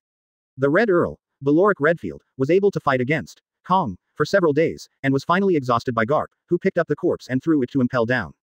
Such a guy is still no match for the erosion of time. Zephyr, who is slightly weaker than him, is even more difficult to maintain peak strength. Zephyr, I'm going to find fruit for you. Your Seastone robotic arm. Well, don't take it off, I'll replace it for you. There was doubt in Zephyr's eyes, although Dylan had said before that he would find fruit for him. But at his age, even if his asthma is cured, his improvement after eating the fruit is very limited. Ah, you can arrange it, but I'm a little curious, what kind of fruit is it? Dylan stood up and pushed open the window, looking towards the CP organization's residence. Bat fruit Phantom Beast vampire form. It can restore people to the fruit of youth or prime of life. Wait for me to find it. The real, Black Arm, Zephyr is back. Chapter 101 The Cowardly Slave. South Blue. After half a year of fighting, the 3rd Legion has successively captured many unclaimed lands that were occupied by pirates or caught in huge wars. Although South Blue is even weaker than East Blue, known as the weakest sea, in certain fields, the oppression of classes and the greed of human nature do not distinguish between regions. Craig, remember your duty. You are a soldier, obedience is your duty. Even if you think the current order is wrong, you must complete it meticulously, and think about it later. This is an iron law in our army, and no one can violate it, including yourself. The head of the Peace Round Table Army, Craig, charged forward under the gunfire, recalling the harshest words that man had said to him when he handed over the army to him. Before coming to South Blue, Chief of Staff Balmon specifically told him that South Blue was different from East Blue. Our time is running out, so South Blue's policy is completely different from East Blue's. We need to rule there more quickly, and the spread of ideas can only be left after peace is achieved. Deter and rule by force. This made Craig have some doubts in his heart, but as he promised back then, he would keep his doubts in his heart. It is his mission to carry out orders completely and thoroughly. Boom. The huge city gate was shattered by his shoulder armor, and the pirates on the top of the city looked at Craig, who was bathed in blood, all showing horrified expressions. Is that human being? Bombardment. A shout sounded from a distance. A cannonball arrives in an instant. Boom. The shell exploded on Craig. Kill that monster. This guy, starting from Binhai City, has been leading people to charge forward, and every time he breaks through the city gate. Stories about him are now making many nations in South Blue uneasy. In the smoke, a faint golden light flashed. Craig is trembling. The moment the shell hit him just now, he subconsciously used his newly acquired ability to defend. But, sir, specially sent an order, unless he was in a life or death crisis, he was not allowed to expose his ability in front of others. If exposed, erase all witnesses. Craig looked back with difficulty. Fortunately, the subordinates are still fighting the enemy outside the door. So, he's perfectly fine. Impossible. Craig flipped the gloves on his hands, and the sharp fingertips popped out. This is a weapon that Mr. forged for him, and he rarely uses it. Boom. A pirate's head burst open like a watermelon. Block the city gate. After Craig shouted violently, he rushed into the group of pirates without waiting for his subordinates to respond. 2 hours later, Craig appeared from the main street opposite the city gate. After waving to his subordinates, Craig walked to the edge of the moat and jumped down. Numerous pieces of minced meat and awful pieces of unknown composition floated up from the surface of the water. The surface of the water became dark red and cloudy. Boom. At the bottom of the river, Craig hammered his chest angrily. Why so careless? Advertisement. 14 years ago, Craig was locked in an iron cage like a beast as usual. A slave of his stature was liked by many. In the past more than 10 years, he has been resold repeatedly, sometimes for mining, sometimes for war, and sometimes simply as a beast like a cat or dog. No, in fact, in many noble homes, he did not live as well as cats and dogs, and even his food was far inferior to cats and dogs. He didn't know where he came from. In the depths of his memory were only the sound of gunfire, chopping and killing, and crying. When he was young, he knew how to quietly follow the rebels or pirates, moving between various battlefields. Because wherever they pass, they can always find some eatable things. Although those things may be covered in mud and plasma. After several years of being a ghoul in the ruins of the war, he gradually grew older and more hungry. He was finally discovered while following a pirate. When the pirates first saw this outrageously strong guy, there was a little hesitation and nervousness. They later discovered that this figure was just a teenager. And he was a very timid boy. The ecstatic pirates immediately made a guest appearance as a slave trader. In this way, Craig began his career as a slave. What is more uncomfortable than stepping on mines on the battlefield as being a pet in a noble's house? Because most of them can still eat a full meal before going to the battlefield. And when he was a pet in a noble's house, he didn't know whether it was the common bad taste of the nobles, or he was worried that he would violently hurt others. All the nobles gave him very little food. So more often he is eager to be sold to the army or a pirate ship. At least you can eat something. The last resold destination was exactly the battlefield he had hoped for. It was also difficult for the huge iron cage to completely accommodate his body, so he could only curl up inside. When will we be able to eat? Just as Craig hugged his knees and endured the scorching hunger in his stomach, there was a faint cry from the deck. But it soon calmed down. Has anyone been caught again? Alas. Despite years of his own slavery, Craig felt sympathy for others when they were captured. Especially those women. He rarely saw a woman who could get off the pirate ship or a noble family alive. Tread. Okay. Only one footstep, and so smooth. Craig couldn't lift his head up, he could only forcefully lift his chin and move his eyes slightly upward. A teenager with a knife walked up to him and opened the lock, then walked towards the other cages. The slaves were released one by one. Is there anyone who can sail a boat? Although they were released, no one dared to move, and some even stayed in the cage and dared not come out. After 2 breaths, a trembling voice sounded, "My lord. I am a fisherman." The boy nodded. Go to the helm and sail eastward. The food is in the cabin on the 2nd floor. You can eat a little in moderation. If you eat too much, your body won't be able to afford it. After speaking, the boy walked up to the deck with the knife in his hand. The slaves looked at each other, but no one dared to go up. Finally, a hungry Craig poked his head cautiously from the deck. Even Greg, who had been a ghoul on the battlefield since he was a child, was a little surprised when he saw the scene on the deck. There are human heads all over the place, and none of the pirates have their heads on their necks. A large amount of blood was rippling with the shaking of the ship. The white-haired boy sat on the bow and glanced at him, then turned his gaze elsewhere. Seeing him hesitant to speak, the young man raised his chin towards the cabin behind him. The food is in the cabin, tell them to come up and have something to eat. Chapter 102 The Ruthless Warrior. You are free, you don't have to follow me. Dylan carried Shira on his shoulders and looked at this creature that seemed to be human. This is too tall. Could it be Linlin's distant relative? Craig pursed his lips, but didn't know how to express his inner thoughts. He could only silently follow behind the white-haired boy. He is very powerful, and he doesn't kill people indiscriminately. Don't kill ordinary people. After entering the stronghold, Dylan began to close his eyes and meditate. Hockey has grown significantly, and the pirates entrenched around him have almost wiped out the ground. It's time to change the area.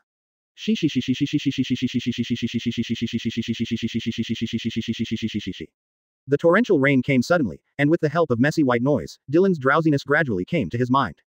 Okay, go and see if the boy who was following me just now is still there. Sitting in the corner outside, Dylan frowned and pushed open the door and walked out. In the heavy rain, Dylan held an umbrella and looked at the boy sitting in the corner. This guy was in excellent physical condition, and the hot and cold weather didn't seem to have much impact on his body at all. Why were you captured by them as a slave? Craig raised his head in a daze. I don't know.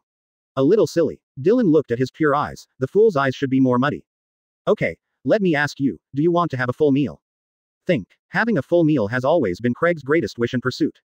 Go and break that tree. Dylan pointed towards a big tree in the distance where two people were hugging. Oh. Craig hesitated when he walked up to the big tree, as if he didn't know what to do.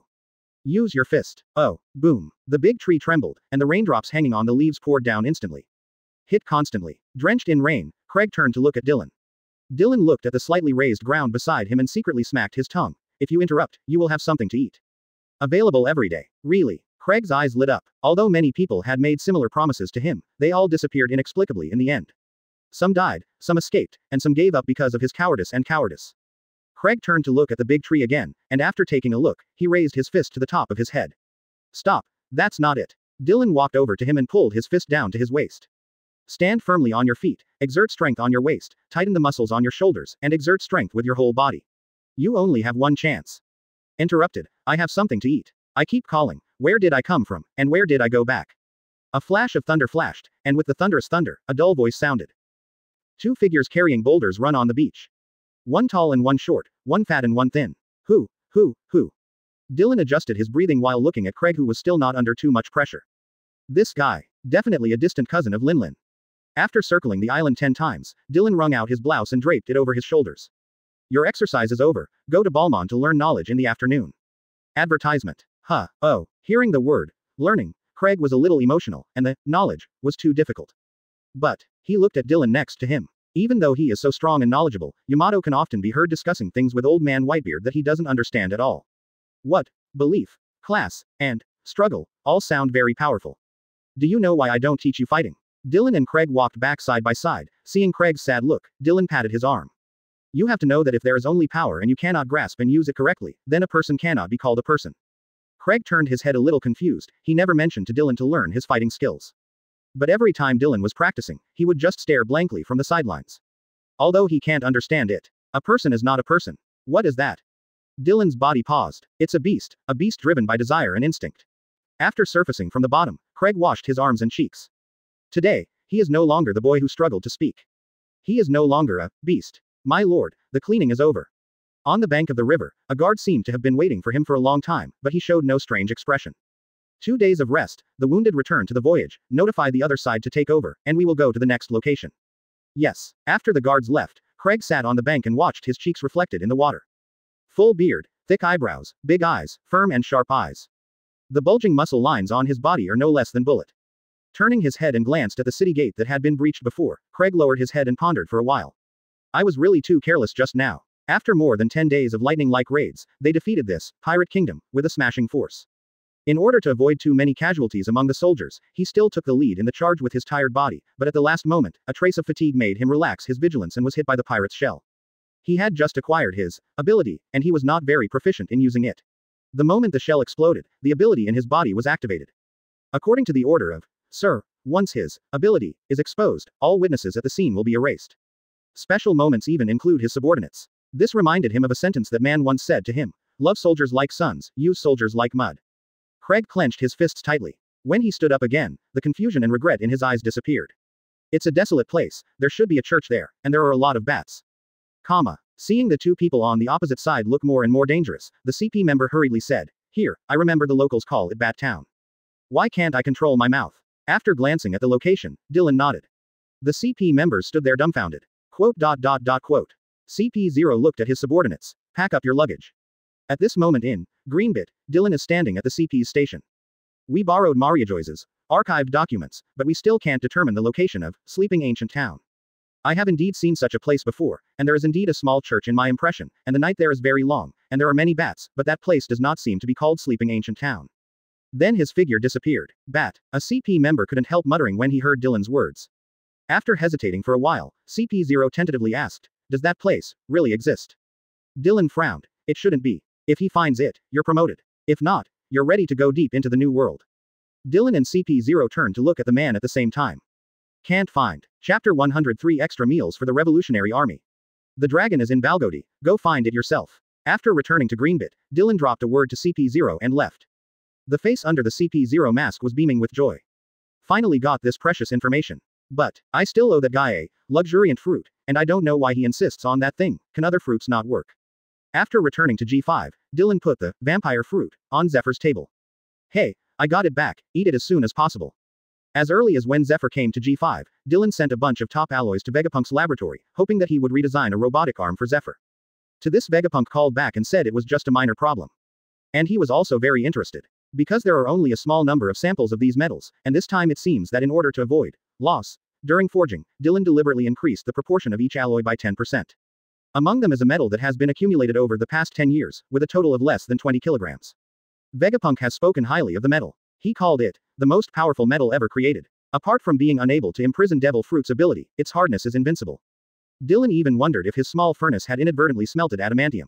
Paired with Zephyr's armed color, this thing should be very strong, right? The 40-year-old Zephyr, the physical strength of the Eudemon's Devil Fruit, plus the Edelman alloy mechanical arm, customized for him. With Zephyr, Tom, and Tahir in G5 in the future, I will have more room for movement. By the way, and Bullet, the muscular guy who spends all day at the base exercising. This lineup, even if it is 4 emperors, it is estimated that it will be difficult to go. The force structure of G5 is finally perfected. It's time to get down to business. Is there any movement on Boa Hancock's side? Tahir shook his head. She seems to be trying her best to avoid being caught by you. The people of Nine Snakes have been hunting wild animals and plundering other pirates for a living this year. Where's Jinbei? Joining the Big Mom pirates, the Fishmen Island also planted their flag. Dylan's mouth moved, but then he held back. He wanted Tom to go to the Fishmen Island to pull out Linlin's flag and put in G5's flag. The mermaids are okay, but the Murlocs, with their hatred and hostility towards human beings, doing so will only be counterproductive. If they are allowed to pull the flag of G5 again, then G5 will be hard to get off. New World Bargodi. Facing the surprise attack of the CP organization and the world government fleet, Long's face showed a trace of solemnity. This barren land has been abandoned by the world for a long time. Why would someone from the CP organization come to your door? Mr. Long, we are exposed. Standing on the top floor of the base, Long looked at the warships surrounding Balgodi. Where did it leak from? I don't know, it's too sudden. And we haven't had much conflict with the world government recently, but South Blue. Having said that, Sabo froze for a moment. Their recent operations at South Blue have taken an unprecedented hit. A group of unidentified people has aggressively occupied South Blue's no man's land and pirate nation. There is intelligence that their combat effectiveness is very strong, and the military discipline is strict. The warship on the opposite side was still shouting to persuade them to surrender, but Long seemed to have never heard of it. Does it have anything to do with East Blue? Advertisement. Sabo pondered for a moment and then shook his head. I can't be sure, but the style is very different. The South Blue group seems to implement a rule of force. Although the intelligence said that they did not harm the people, the style of the East Blue organization is not the same. Quite different. Did Lindbergh ever run afoul of them? There is no direct conflict for the time being, but there have been some secret contests. Boom. The warships on the sea seemed to be getting impatient, and they fired shells at Bargodi together. Let's go. Give up Balgodi. A gust of wind passed by, and the Revolutionary Army put on goggles one after another. The originally calm sea suddenly howled with a gust of wind, and the shells in the air deviated from their tracks one after another. It's a dragon. He's really up there. It's his fruit ability. Commander-in-Chief of the Revolutionary Army, Monkey D. Dragon, a person capable of hurricane fruit. The winter grama, entwined with the giant dragon, rushed out of the encirclement, and 2 gusts of wind came one after the other. One is blocking the world government fleet, and the other is pushing the winter grandma towards the distance. The dragon stood silently at the bow of the boat. East blue, south blue. Comma. We misjudged. Let the revolutionary army escape. Dylan looked at CP0 and asked a little strangely, you don't need to tell me about this kind of thing. Our deal has been completed. No, you still owe me a luxuriant fruit. Quote. You want to W for nothing. Don't blame me if the person ran away. It's you who are suspicious and unwilling to attack with all your strength. Dylan knew that they wouldn't believe in this kind of thing, and must have sent some people there, and found out that it was really in stock. Humph. Those guys from the Revolutionary Army are messing around in East Blue all day long, and that woman named Bello Betty is always trying to get the peace round table out. This year in South Blue, although they didn't stop them head on, they did a lot of things that made them stumbling in the dark. Since you're always picking on me, it's not too much for me to repay you. Dragon. What's more, there is the guy who was the Monster King. There is still a coloring cook in hiding, but I don't know the location of Makabaka. What about CP0? There is no need to disclose it to them. After all, they missed it this time. We made a mistake this time, but we are still very grateful. We will step up our efforts to search for the luxuriant fruit. If there is any news about the Revolutionary Army next time, please let us know. Let's talk about it when you have it, and it also depends on what you exchange for it. Now is not a good time to wipe out the Revolutionary Army, and they need to restrain and share the attention from the CP organization. We have to wait until the Revolutionary Army attacks the Red Line to rescue the bear, before we can try to find out how much weight the two sides have. Seeing that Dylan didn't care about him anymore, CP0 retreated wisely. Dylan was sorting out the information of the Revolutionary Army in his mind. It's still the same old way of doing it, overthrowing the old aristocracy, supporting the new aristocrats, changing the soup without changing the medicine, treating the symptoms but not the root cause. Although Red may not be able to cure the root cause, at least the buffer period will be much longer. With the guidance and drive of this idea, the world will have enough time to develop the wisdom of the people and strengthen the national strength. As for some new class and racial antagonisms, then it depends on the wisdom and adaptability of future generations. There is no eternal system, and there is no eternal peace. Noble. Some nobles just remove their names. A true utopia. As long as there is intelligent life, it cannot exist. Chapter 104. For whom is the Wrath Fist held? The front section of the Grand Line, the Kingdom of Chia. Since Teach came once, which can't leave behind closed doors. This was the last warning the man gave him. And now the entire kingdom has undergone earth-shaking changes. After 2 devastations by Wapple and Teach, the originally kind king finally came to his senses. After the lower branch of G5 moved in, Dylan gave him 2 goals. First, to redevelop medical care and make the medicine that this country was once proud of famous in the world again. Second, the development of military force. The flag of G5 is planted in the port of Magnetic Drum Island. Even the World Government Organization kept secret about this flag, and the pirates fled even more. But this is not enough. At Dylan's request, Dalton frequently took the initiative to expand the territory and fight the pirates. Only nations and countries that have experienced battles are bloody. After Whitebeard's death, a new wave of pirates came, and the Kingdom of Chia, as the front station of the Grand Line, was also affected to a certain extent. However, they resisted wave after wave of pirates by relying on years of combat experience and the high-quality weapons provided by G5. Now the territory of the Kingdom of Chia has long been beyond Drum Island. To the west, they are already close to the border with Alabasta. A pair of twin brothers lived at the foot of the witch's castle, chatting casually while roasting venison over a fire. Big brother, do we really want to stay in this kind of place for more than a year? The young man with slightly longer hair poked the fire and said, don't question his orders, he is definitely not the kind of person who is aimless. There must be something or people he pays attention to here. After speaking, he looked up at the castle on the mountain, and it was obvious that the so-called witch on the mountain was their external mission. As for the deeper tasks, they haven't received them yet. The Kingdom of Chia is the former station of the Grand Line. Although the location is not as good as that of Alabasta, it is still very important. He gave us this place because of his trust in us. The Guileman brothers, famous pirate hunter twins from West Blue. After identifying their growth trajectories, Dylan and Tahir conducted another round of testing on them. The 2 brothers who passed the test were sent to the Kingdom of Chia after the conscription ended. Look at the witch and wait for the next order, for a period of 1 year. Next to the 2 brothers, there were daggers with very similar shapes. In the royal palace below the mountain, the gentle smile on Dalton's face has long since disappeared. All that's left is to be determined. Your evil lies in incompetence and hypocrisy. This sentence has been whipping him. He used to doubt it, but after the kingdom was wrecked by the Blackbeard pirates, he finally understood. Incompetence and hypocrisy are indeed a sin, especially for the leader of a country. After finishing his official duties, Dalton asked the guard next to him, how are the people on the mountain? According to your order, we didn't monitor them too much, but just sent some living supplies up according to the time cycle. After G5's conscription ended, the twin brothers came to the palace with the transfer order of the G5 branch, but they did not participate in the army or the kingdom's government affairs. The transfer order only stated that they act freely. Advertisement. Pirates around the world were in turmoil for a short time after intercept, but after a while, they started pouring into the Grand Line again. Although the pirates were trying their best to avoid Greenbit, when they got restless, the man said this. The only lesson humans learn from history is to never learn anything. Then the combat units under G5 set sail again. According to reports, G5 has already occupied a small part of New World's sea area and established a new kingdom. This made the world once again amazed at his boldness and arrogance. What an arrogant man to expose his ambition so nakedly. In the first half of the Grand Line, the Kingdom of Chia came forward. This once weak nation of medicine had a sudden change in style a few years ago. The cold weather made the people of the Chia Kingdom strong and healthy.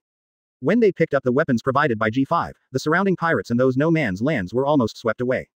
Don't disturb them, and don't relax the guard posts on the periphery. Dalton didn't understand the purpose of the twins, and he didn't want to. This country is not what it used to be. It was all the gift and support of that man. He even often sends people to send some rare medicinal materials from Greenbit to the doctors here for research. Today's Chia Kingdom already has the strength of a large kingdom. Although it is not very stable, it is already large enough in size.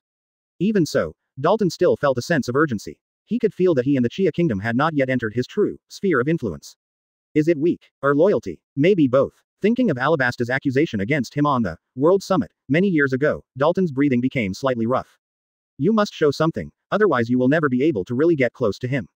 Order. Reorganize the army and approach Alabasta. Dalton got into a fight with Alabasta. What's wrong with him? Dylan looked at the information that Tahir had put on the table. What's the matter with this guy? From a good old man to a war mad. Got mad cow disease. Alabasta is a superpower in the first half of the Grand Line, and its population and national strength are beyond the reach of the Chia Kingdom.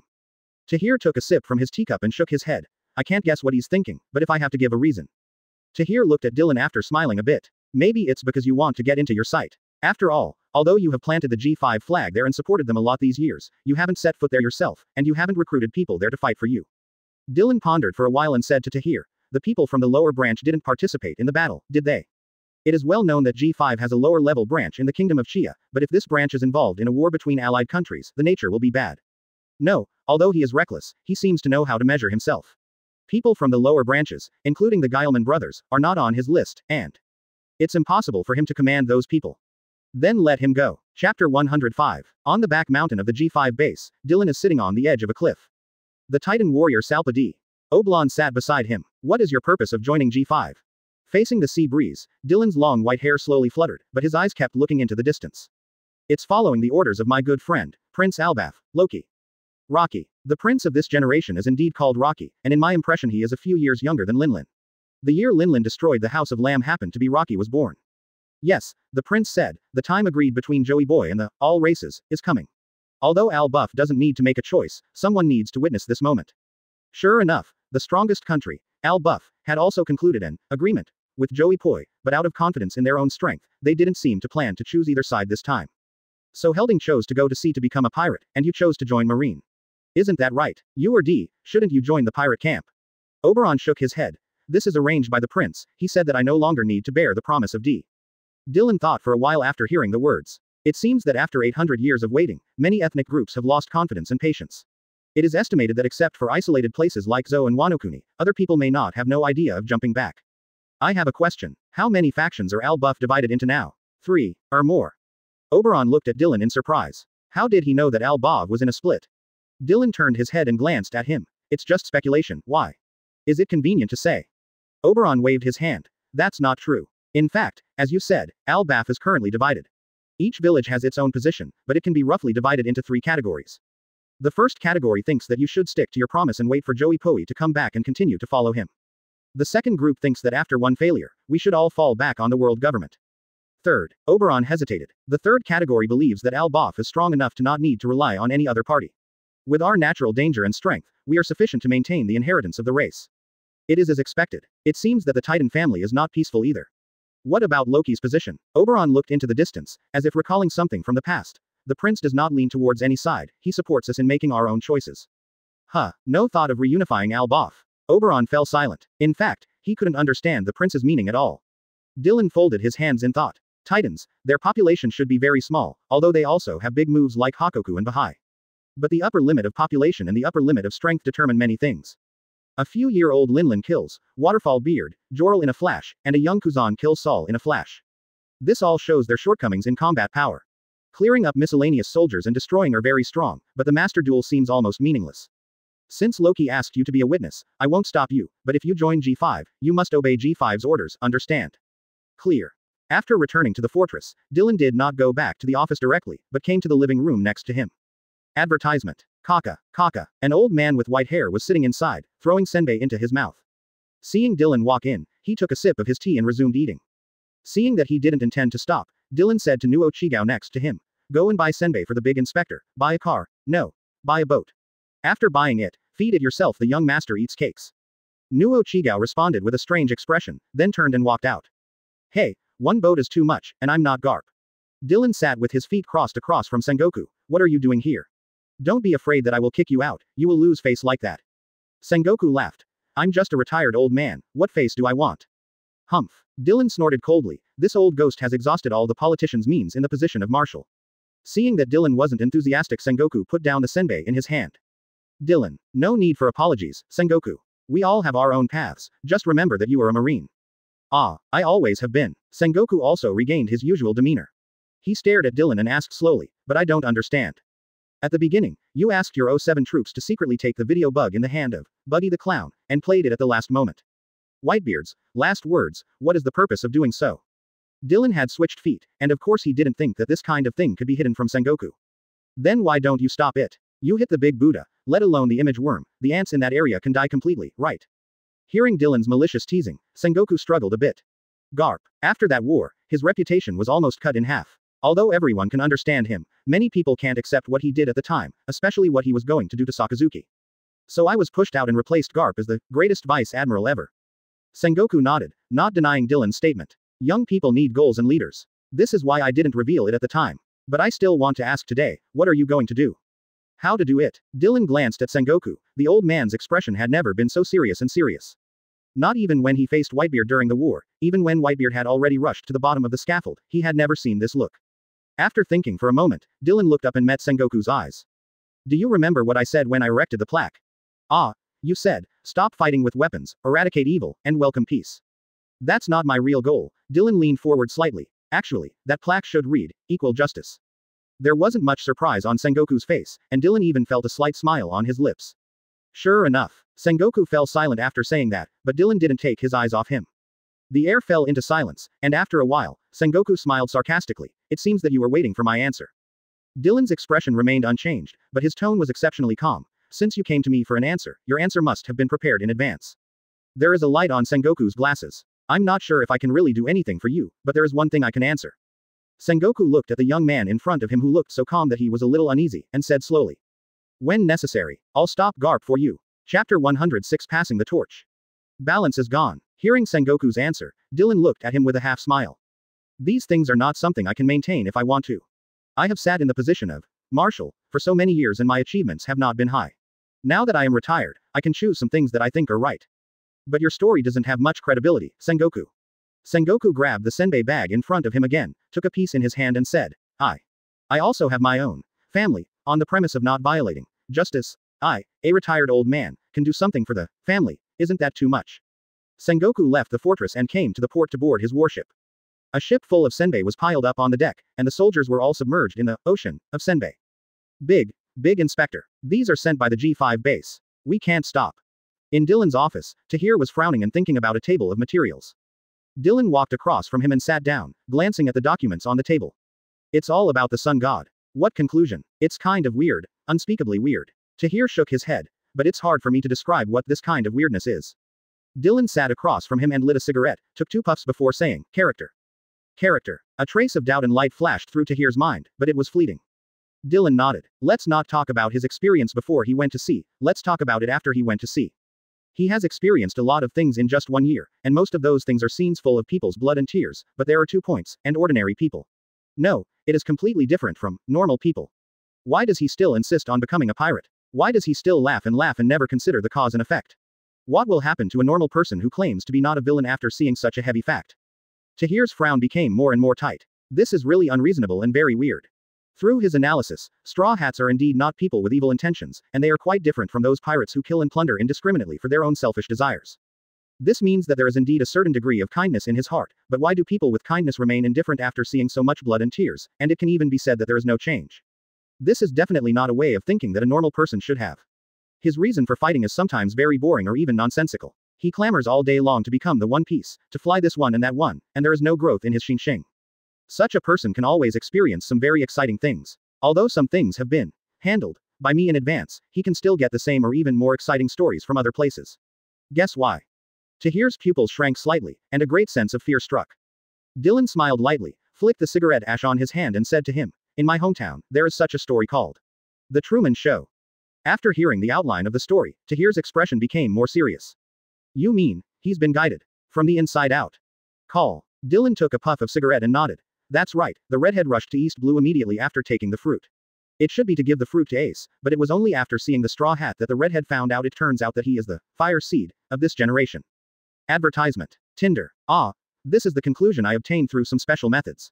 They call the outstanding members of the D family, are those who are related to it and control huge power, lamps, and among them, those who hope to lead all races to the dawn, are also called fire seeds. A huge amount of information poured into Tahir's mind, and some characters kept intertwining in his mind. There are many lamps, but only one fire. That's right, and the fire must be inside the lamp. The lights of this generation are Poseidon, Mermaid Princess Shirahoshi, Pluton Master, Neferutari Vivi, Uranus Master, Momosuke, Blackbeard, Marshall D. Teachen. Straw Hat, Monkey D. Luffy. Tahir was a little puzzled when he heard the words. The Kazuki family. This is indeed a family that has been friends with Zou for generations, and even Zou has always had legends about them. But it is said that Kazuki Odin and his retainers were killed by Wano Kuni 19 years ago. I don't know if the idiot Odin is dead or not, but most of the others are not dead, but are still in the time-space channel. When the sky and the moon. A woman who came across 800 years, traveled to Wano Kuni from an unknown land. There is no doubt that she must be the loser of that war. After crossing countless time and space, she came to Wano Kuni, probably just to confirm whether Uranus is still intact. As for whether the time fruit can reverse travel, it is unknown, but Dylan believes that it should not be possible, or there will be some kind of huge price such as life. Otherwise, 800 years ago, she could have corrected the omissions and defects of the war through repeated time travel. If so, then Joey Boy would not have failed. By the way, since the lamp and fire are passed down from generation to generation, who was the previous generation? After the Ennies Lobby incident last year, the failure of CP9 must be regarded as a great shame for the world government, so there should be a stronger force to kill the Straw Hats at that time. Many fragments are connected, and some things that were originally hidden in the fog finally revealed their clues. Garp and Kuzan. Dylan twisted out his cigarette, and looked at Tahir's slightly surprised look. I don't know about the others in the previous generation, but there are three lights. Rox stands for chaos and rule, Garp stands for peace and protection, and Roger stands for freedom and liberation. Complicated and subversive information is constantly intertwined, and Tahir is also a little confused.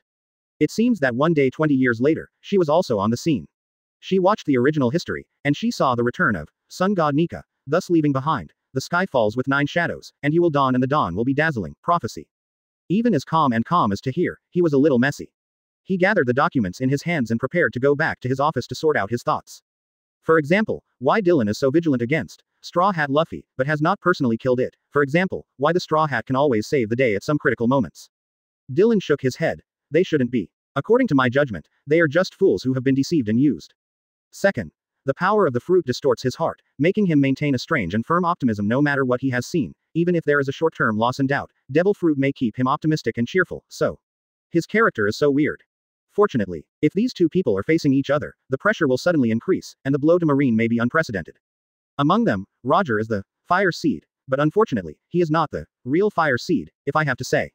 In every era, there are a group of people who call themselves guides and guardians. Guides are all over the world, strong and weak, common people, nobles, aliens, all walks of life, omnipotent bow. Their task is to use words and actions to induce the fire to grow in the designated location. The guardians are mostly powerful guys. They will ensure the safety of the fire, unless there is a fatal crisis, otherwise they won't be confronting Tinder. It's the first force. Then you said that the Straw Hat is guided. What kind of power is it?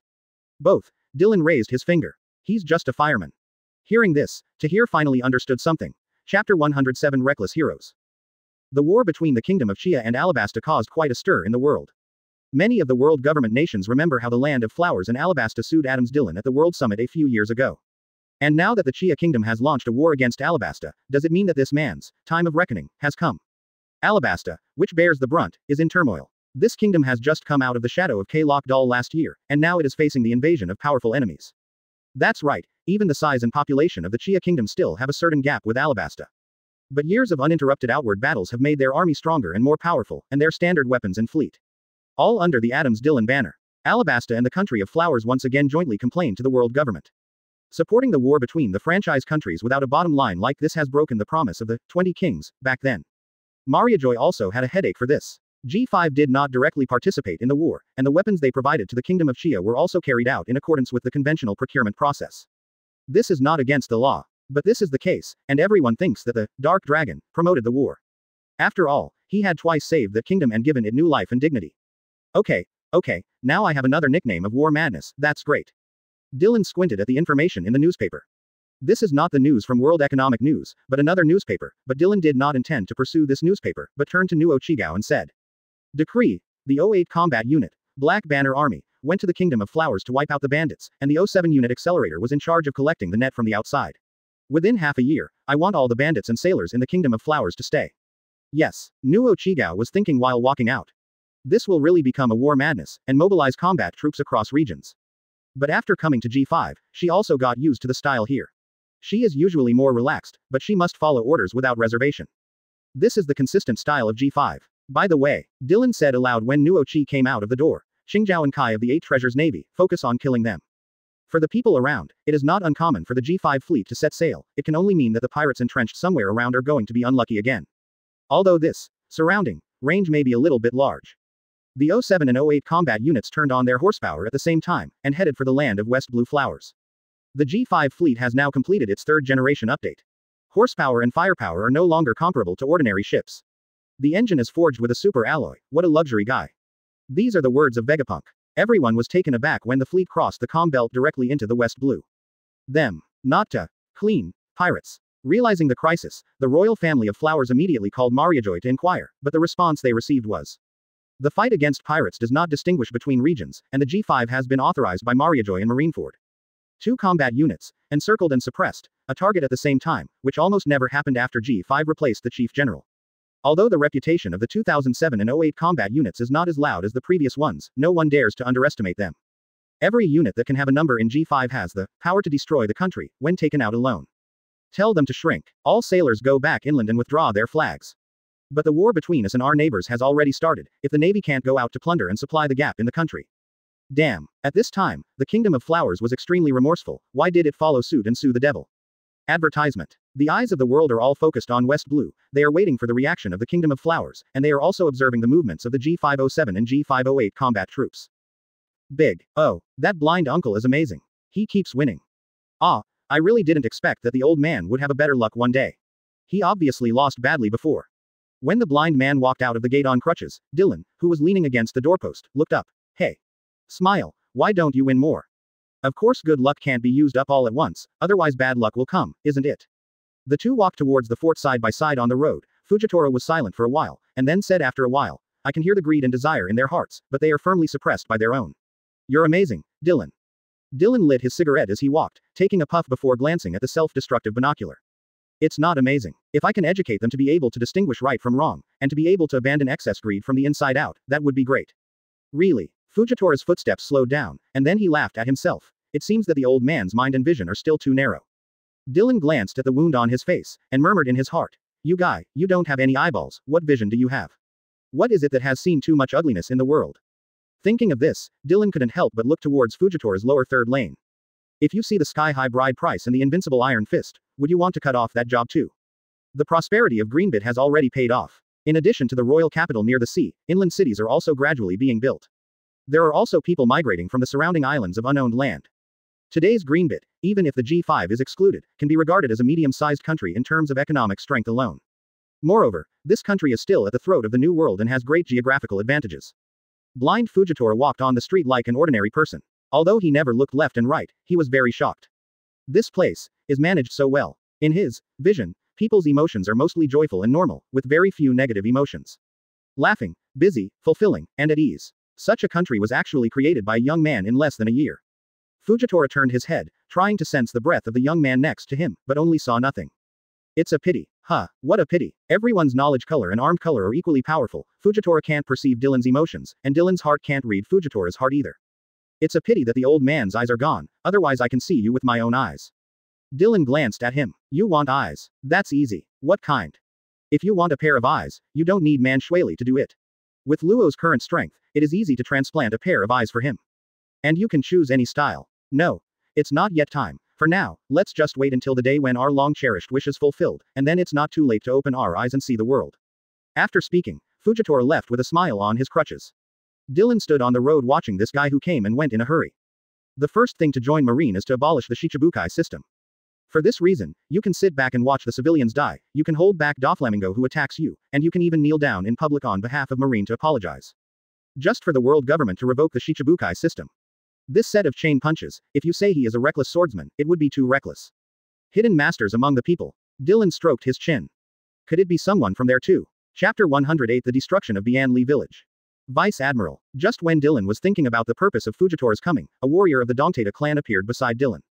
Huh, what's the matter? Dylan glanced at her. He was a combatant under Unit 07, but his main duty was to protect Ayu's safety. Miss Ayu's mood is very wrong, she seems to be in great grief. Ayu. Dylan's expression froze, and then the figure disappeared. On the first floor of the G5 fortress, Ayu hugged a worn-out quilt and wept silently. Dylan's figure appeared in front of her and sat cross-legged, holding her head with his hand. What's wrong? Ayu. Ayu held up a slow-burning life card with both hands and looked up at Dylan. Brother. Master. When leaving Mikasa village, Fike left his life card to Ayu, and told her that this card would guide them to meet again. After coming to G5, she learned about the function of the life card from others, so she kept Fike's life card close to her body. Dylan twirled the flying life card and observed it. Although it didn't burn violently, it was slowly decreasing. After taking out the gray phone bug and dialing it, Dylan asked in a deep voice, "Didn't I tell you to keep an eye on Bianli village?" Ayu next to her clenched her teeth tightly to control her sobs. Yes, but you know, Wanokuni's energy is limited, and the people over there are not directly under my command. And it is the real Drake of the Beast's pirates who destroyed Kikasa village this time. Drake. Is this guy addicted to being a pirate? Still getting into the drama too deeply. Then what happened to Tiangu Mountain Fike in Bianli village? I was caught in the quarry, where people from the Kurozumi family are all under supervision. Our people can only sneak in, but they can't control it. Arrange a boat and tell him the escape route. But tell me which factory he is in, and also, give me a map of the surrounding factories. Understood. CP0 on the other end of the phone was surprised. Is this guy going to wreak havoc at Wanokuni? But there is also a deal with the world government. Dylan stood up, bent down and lightly pressed the top of Ayu's head. Wait for Big Brother to come back.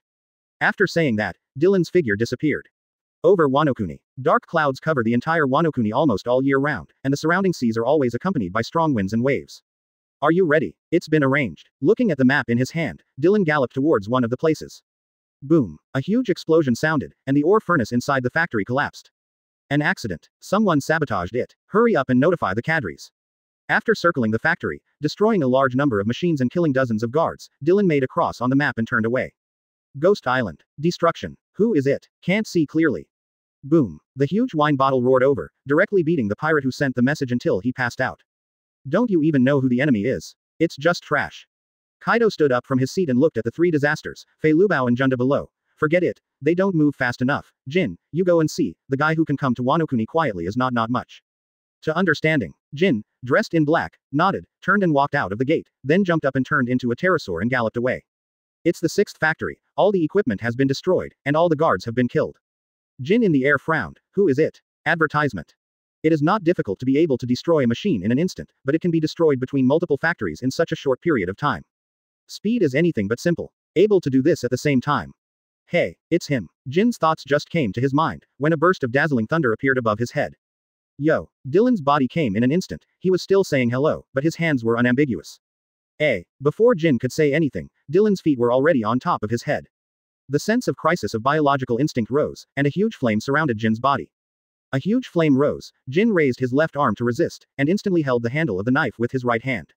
Ka. Violent vibrations mixed with powerful force came from Jin's left arm. Jin's pupils shrank. This power. It's even bigger than that guy Quinn. Rumble. Before the knife was out of its sheath, Jin's body was struck into the ground. In the sky, Dylan looked at the huge pit in the ground and smacked his lips. The body of the Lunaria tribe plus zone's vitality bonus, the blood bar is really thick. Ooh hey. So it's you, Dark Dragon, what are you doing here at Wanokuni? A huge dragon that covered the sky and hovered in the sky holding the flame cloud watched Dylan. Jin, who was knocked into the ground below, also flew back into the air and stopped beside the dragon. Come to confirm if you are harboring wanted criminals. Hearing the word, wanted criminal, Jin's palms beside Kaido tightened. Isn't Laozi the most wanted man here? What, do you want to earn Laozi's bounty? Humph. Dylan put his right hand on the handle of the knife and looked at Jin, with a grin on the corner of his mouth. You are just a dead fish that has lost its fighting spirit, this guy.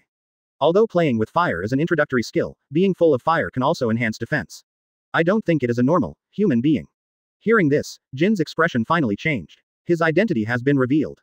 You must know that the world government itself has always coveted Wano-kuni, and now that I know that I am here. Kaido didn't care about Jin's affairs. After all, he believed that as long as he was around, Jin's safety would be safe. But he cares a lot about Dylan saying he's a dead fish that's lost its fight. Clouds of flame surrounded the dragon. Kaido looked at Dylan with a look of disdain, and his heart burst into flames. Hot interest. The dragon's head was lifted, and a huge wind blade sliced towards Dylan. Tornado bad wind. Boom. The flame with a diameter of more than 10 meters rolled towards Dylan's position in an instant. If I hadn't run fast, I would have been hacked. It's really dangerous. The next moment Dylan appeared several kilometers away, and countless wind blades crisscrossed and collided with each other. Dylan's body moved left and right in the wind blade, the body of the giant dragon in front rolled up, and the denser and huge wind blades swept from all directions. Kaido looked at Dylan in the distance with a puzzled look in his eyes. A scorching huge wave gushed out. So hard. It should be very valuable to make a leather bag, right? Dylan pulled Shura out in the air, showing the same puzzled look. Bad wind. Are you considered strong if you blindly dodge like this? My purpose is to kill people, not to compete in martial arts. Why do I want to be tough with you? The dragon's head trembled, and Dylan's body trembled slightly. But in the blink of an eye, Dylan appeared on top of Kaido in the form of a dragon. Hey! The moment Dylan's heel touched Kaido's forehead, a circular air wave exploded. Chapter 109 Fuzzford. Kaido paused slightly after hearing Dylan's words. This is far from my understanding. In the eyes of people in this sea, shouldn't the battle between the strong be face to face, a competition of willpower? Why does this guy, as a strong man who has been famous for a long time, have such absurd ideas? Although Dylan couldn't perceive Kaido's inner thoughts, Dylan knew what Kaido was thinking from his puzzled look. This is our difference. What you pursue is fame and fortune. What we pursue is something more practical. After speaking, Dylan's body turned into a streamer and reappeared on the flanks of Kaido's body. His left hand held the scabbard, and his right held the handle. A sense of crisis that made Kaido's heart palpitate instantly rose. He remembered the moment when Odin slashed with Taoyuan 10 punches, 20 years ago. No, the sense of crisis now is stronger than it was then. Conviction Kunlun. A slender slash instantly pierced Kaido's body and shot into the sky. The body of the giant dragon trembled, and the body covered with hard dragon scales was directly pierced by this move, and even the wound could not heal quickly. The long knife that pierced the dragon did not stop there. Dylan had already arrived at the wound of the dragon in a flash. The dragon's eyeballs moved back, and a figure wrapped in thunderlight put his hands on the handle of the knife. Lei Guang and Haki are wrapped around the blade together. Bad. In just a moment of breathing, the black-red blade wrapped in crimson thunder had pierced into the dragon's body. Condemnation Yama of the 10 Temples. The moment the slash erupted, the dragon's body dissipated. Kaido, who turned into human beast form, held a mace and stepped on the flame cloud to look at Dylan not far away. Firework-like slashing blows bloomed on his long knife. Even if separated by tens of meters, Kaido had to hold up the 8 fasts to resist the raging storm of slashing. Oh. Dylan slashed at nothing, but didn't care, still holding Shura and watching Kaido. The pierced wound on the left abdomen was still bleeding, but Kaido didn't realize it, but looked at Dylan in the distance with his 8 fasts on his shoulders. Why did you come to Laozi to make trouble? Because I'm happy. Is that enough reason? Kaido's expression sank. He had already given this guy enough face, but the other party didn't take him at all. The two of them looked at each other, and the swords of Bajai and Shura were wrapped around Conqueror's Haki at the same time. Boom. The air under Kaido and Dylan's feet vibrated at the same time, and the two jumped together in an instant. Thunder 8 trigrams. Conviction Reincarnation. Relying on the advantage of high-speed flight, Dylan took the lead and occupied the sky. The two weapons collided in the air, and the thick black clouds in the sky began to surge, and huge cracks began to appear on the ground below, and they continued to go far away. Jin, who was not far away, retreated further away. Although the aftermath of this collision will not hurt him, he has followed Kaido for many years and knows Kaido's habits well. Interrupting his fight with others is definitely one of the taboos. Dylan's heart sank slightly as he watched the sky above, which was covered with black clouds, split open. Uranus. Incumulus. Although I don't know whether Kaido has learned about it, but the consequences of such a stalemate are really unpredictable. Although his charged attack pierced through his body just now, Dylan also believes that Kaido is definitely not as relaxed as he looks at this time. But the physique of the ghost family, plus the phantom beast species. Boom. Haki broke out between the two weapons, and both sides retreated a certain distance towards the rear. It's not easy, tyrant. Before Kaido finished speaking, Dylan's figure turned into a streamer and flew away again. Quote. Advertisement. Jin in the distance also looked surprised, and then shouted. No. He went to Ghost Island. Hole. Kaido's body instantly turned into a dragon. This D Marine doesn't look like a master at all. Inside Ghost Island, everyone is still guessing who destroyed the factory, why Jin didn't send back a message after leaving, and Master Kaido turned into a dragon to fight it. There are not many who can do this, especially those who take into account both speed and strength. Black Maria's expression was slightly cold. The only ones known so far are Kizaru and boom. A thunderstorm fell, and Dylan scanned the surroundings with a knife. Fosford, the good times are over. Fuzzford, who was wearing a horned helmet, completed his beast form transformation the moment he saw thunder. Dark Dragon, are you here to kill me? It's just easy. Before the word fell, Dylan's body had already appeared on Fusfu's flank. Foudsford watched as he wrapped around Hockey's heels and raised his huge arms, also covered in thick armor colors. Iron Body, who knew that Dylan showed a smile? I lied to you, stupid cat. Laugh. During the rotation, Dylan pulled Shure out, and Fusfu's huge arm and head were cut off with a single blow. Dark Dragon. UB **********. The huge dragon chant reached the sky of Ghost Island in an instant, and Dylan picked up Fosford's head and held it in his hands, turning into a phantom and disappearing. Boom. Kaido went straight through the huge skull of Onijima to the inside. Seeing Fuzifu's corpse that had turned into a human form, Kaido was furious. Gather. Not only were nearly 10 factories destroyed by that guy, even Fuzifu, the head of the Flying Six, was also killed. The furious Kaido had almost lost his mind at this time, which was a naked humiliation to him. Brother Kaido. After the others ran out to gather the manpower, Jin walked up to Kaido and said in a solemn tone, at that guy's speed, if we set sail, it would be equivalent to giving up Wano-kuni. Kaido's palm tightened, and Bajai was squeezed by him creakingly. Damn, D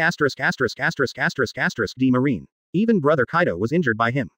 But that guy, such obvious wounds. Although Kaido was still furious, Jin finally breathed a sigh of relief and retreated. What a disgrace to the Beast's pirates. It was just a simple fight just now, and he could almost only defend passively. Once he gave up the conversion speed of firework, he might not be able to keep up with him, and the decline in defense would be even more dangerous. Kaido picked up the wine bottle next to the seat and took a sip of wine, and then became furious. Damn it. The whole Onishima was trembling slightly, and Kaido was still venting his anger crazily in the hall. Tell them to come back. Quinn, who usually likes to hip-hop and bicker, didn't tease him either. Rebuild the factory and strengthen the defense. In addition. After saying this, Jin's eyes were already very cold. The information about Brother Kaido's injury cannot be leaked.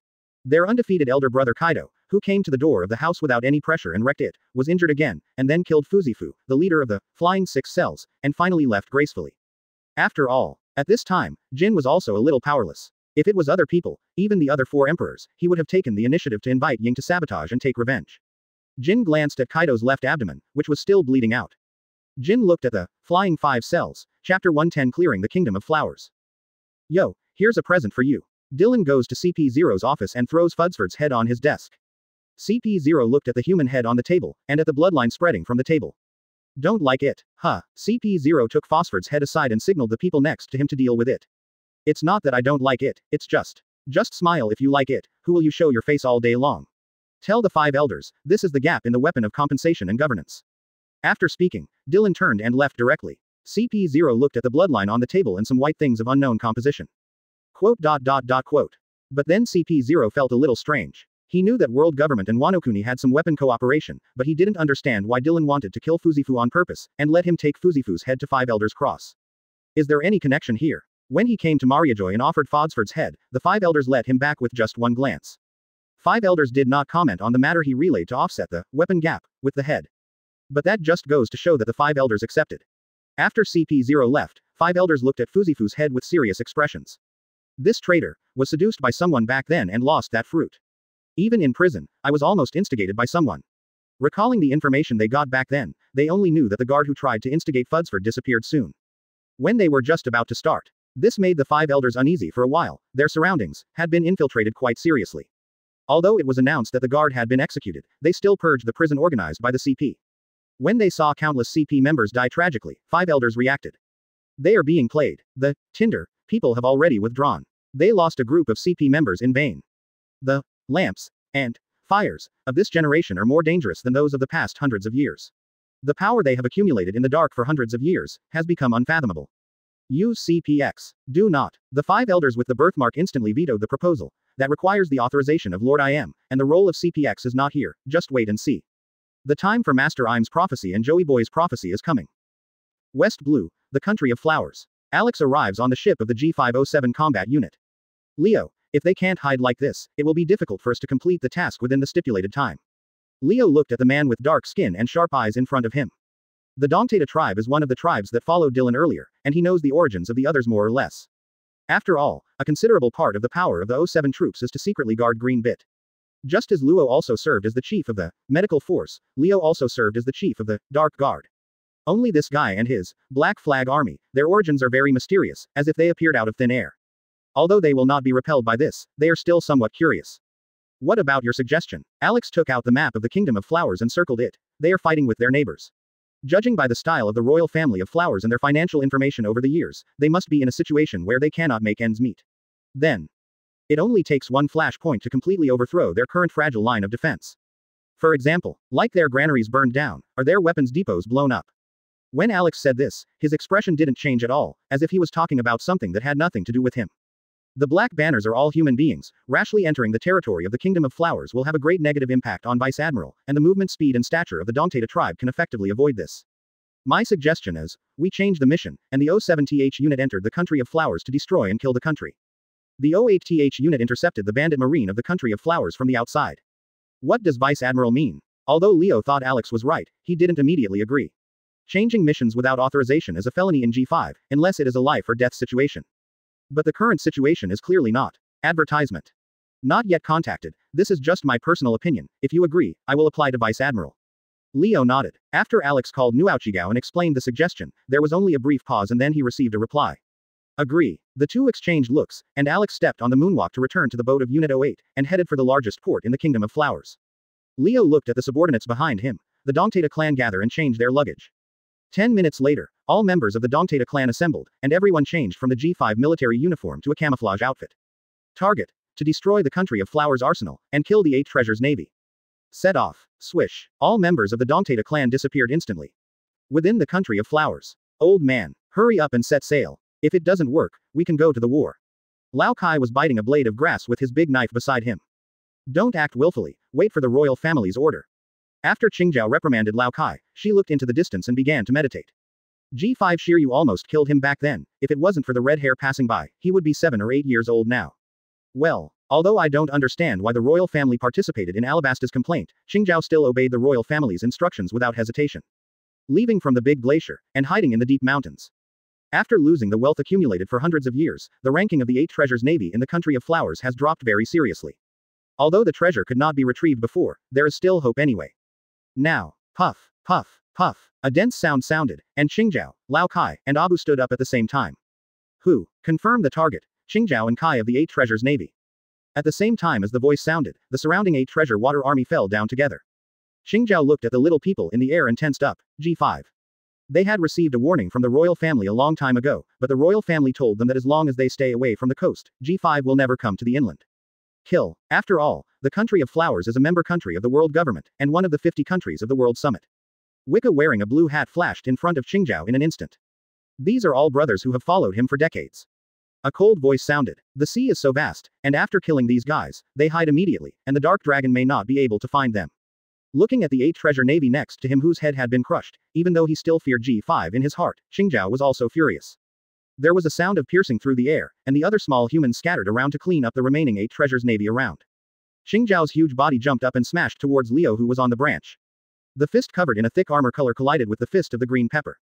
Get rid of them. Swish. Iron body broken. Leo jumped back and stood on the tree. Kabu raised his long gun wrapped in armor and rushed towards Lao Kai, while Bian waved his 2 guns to resist Abu. There is no news from the several kilometers long sentry post. Therefore, they have arranged dense sentry posts along the mountain roads. But they have their own judgments. The person in G5, since he made a move, would never return empty-handed.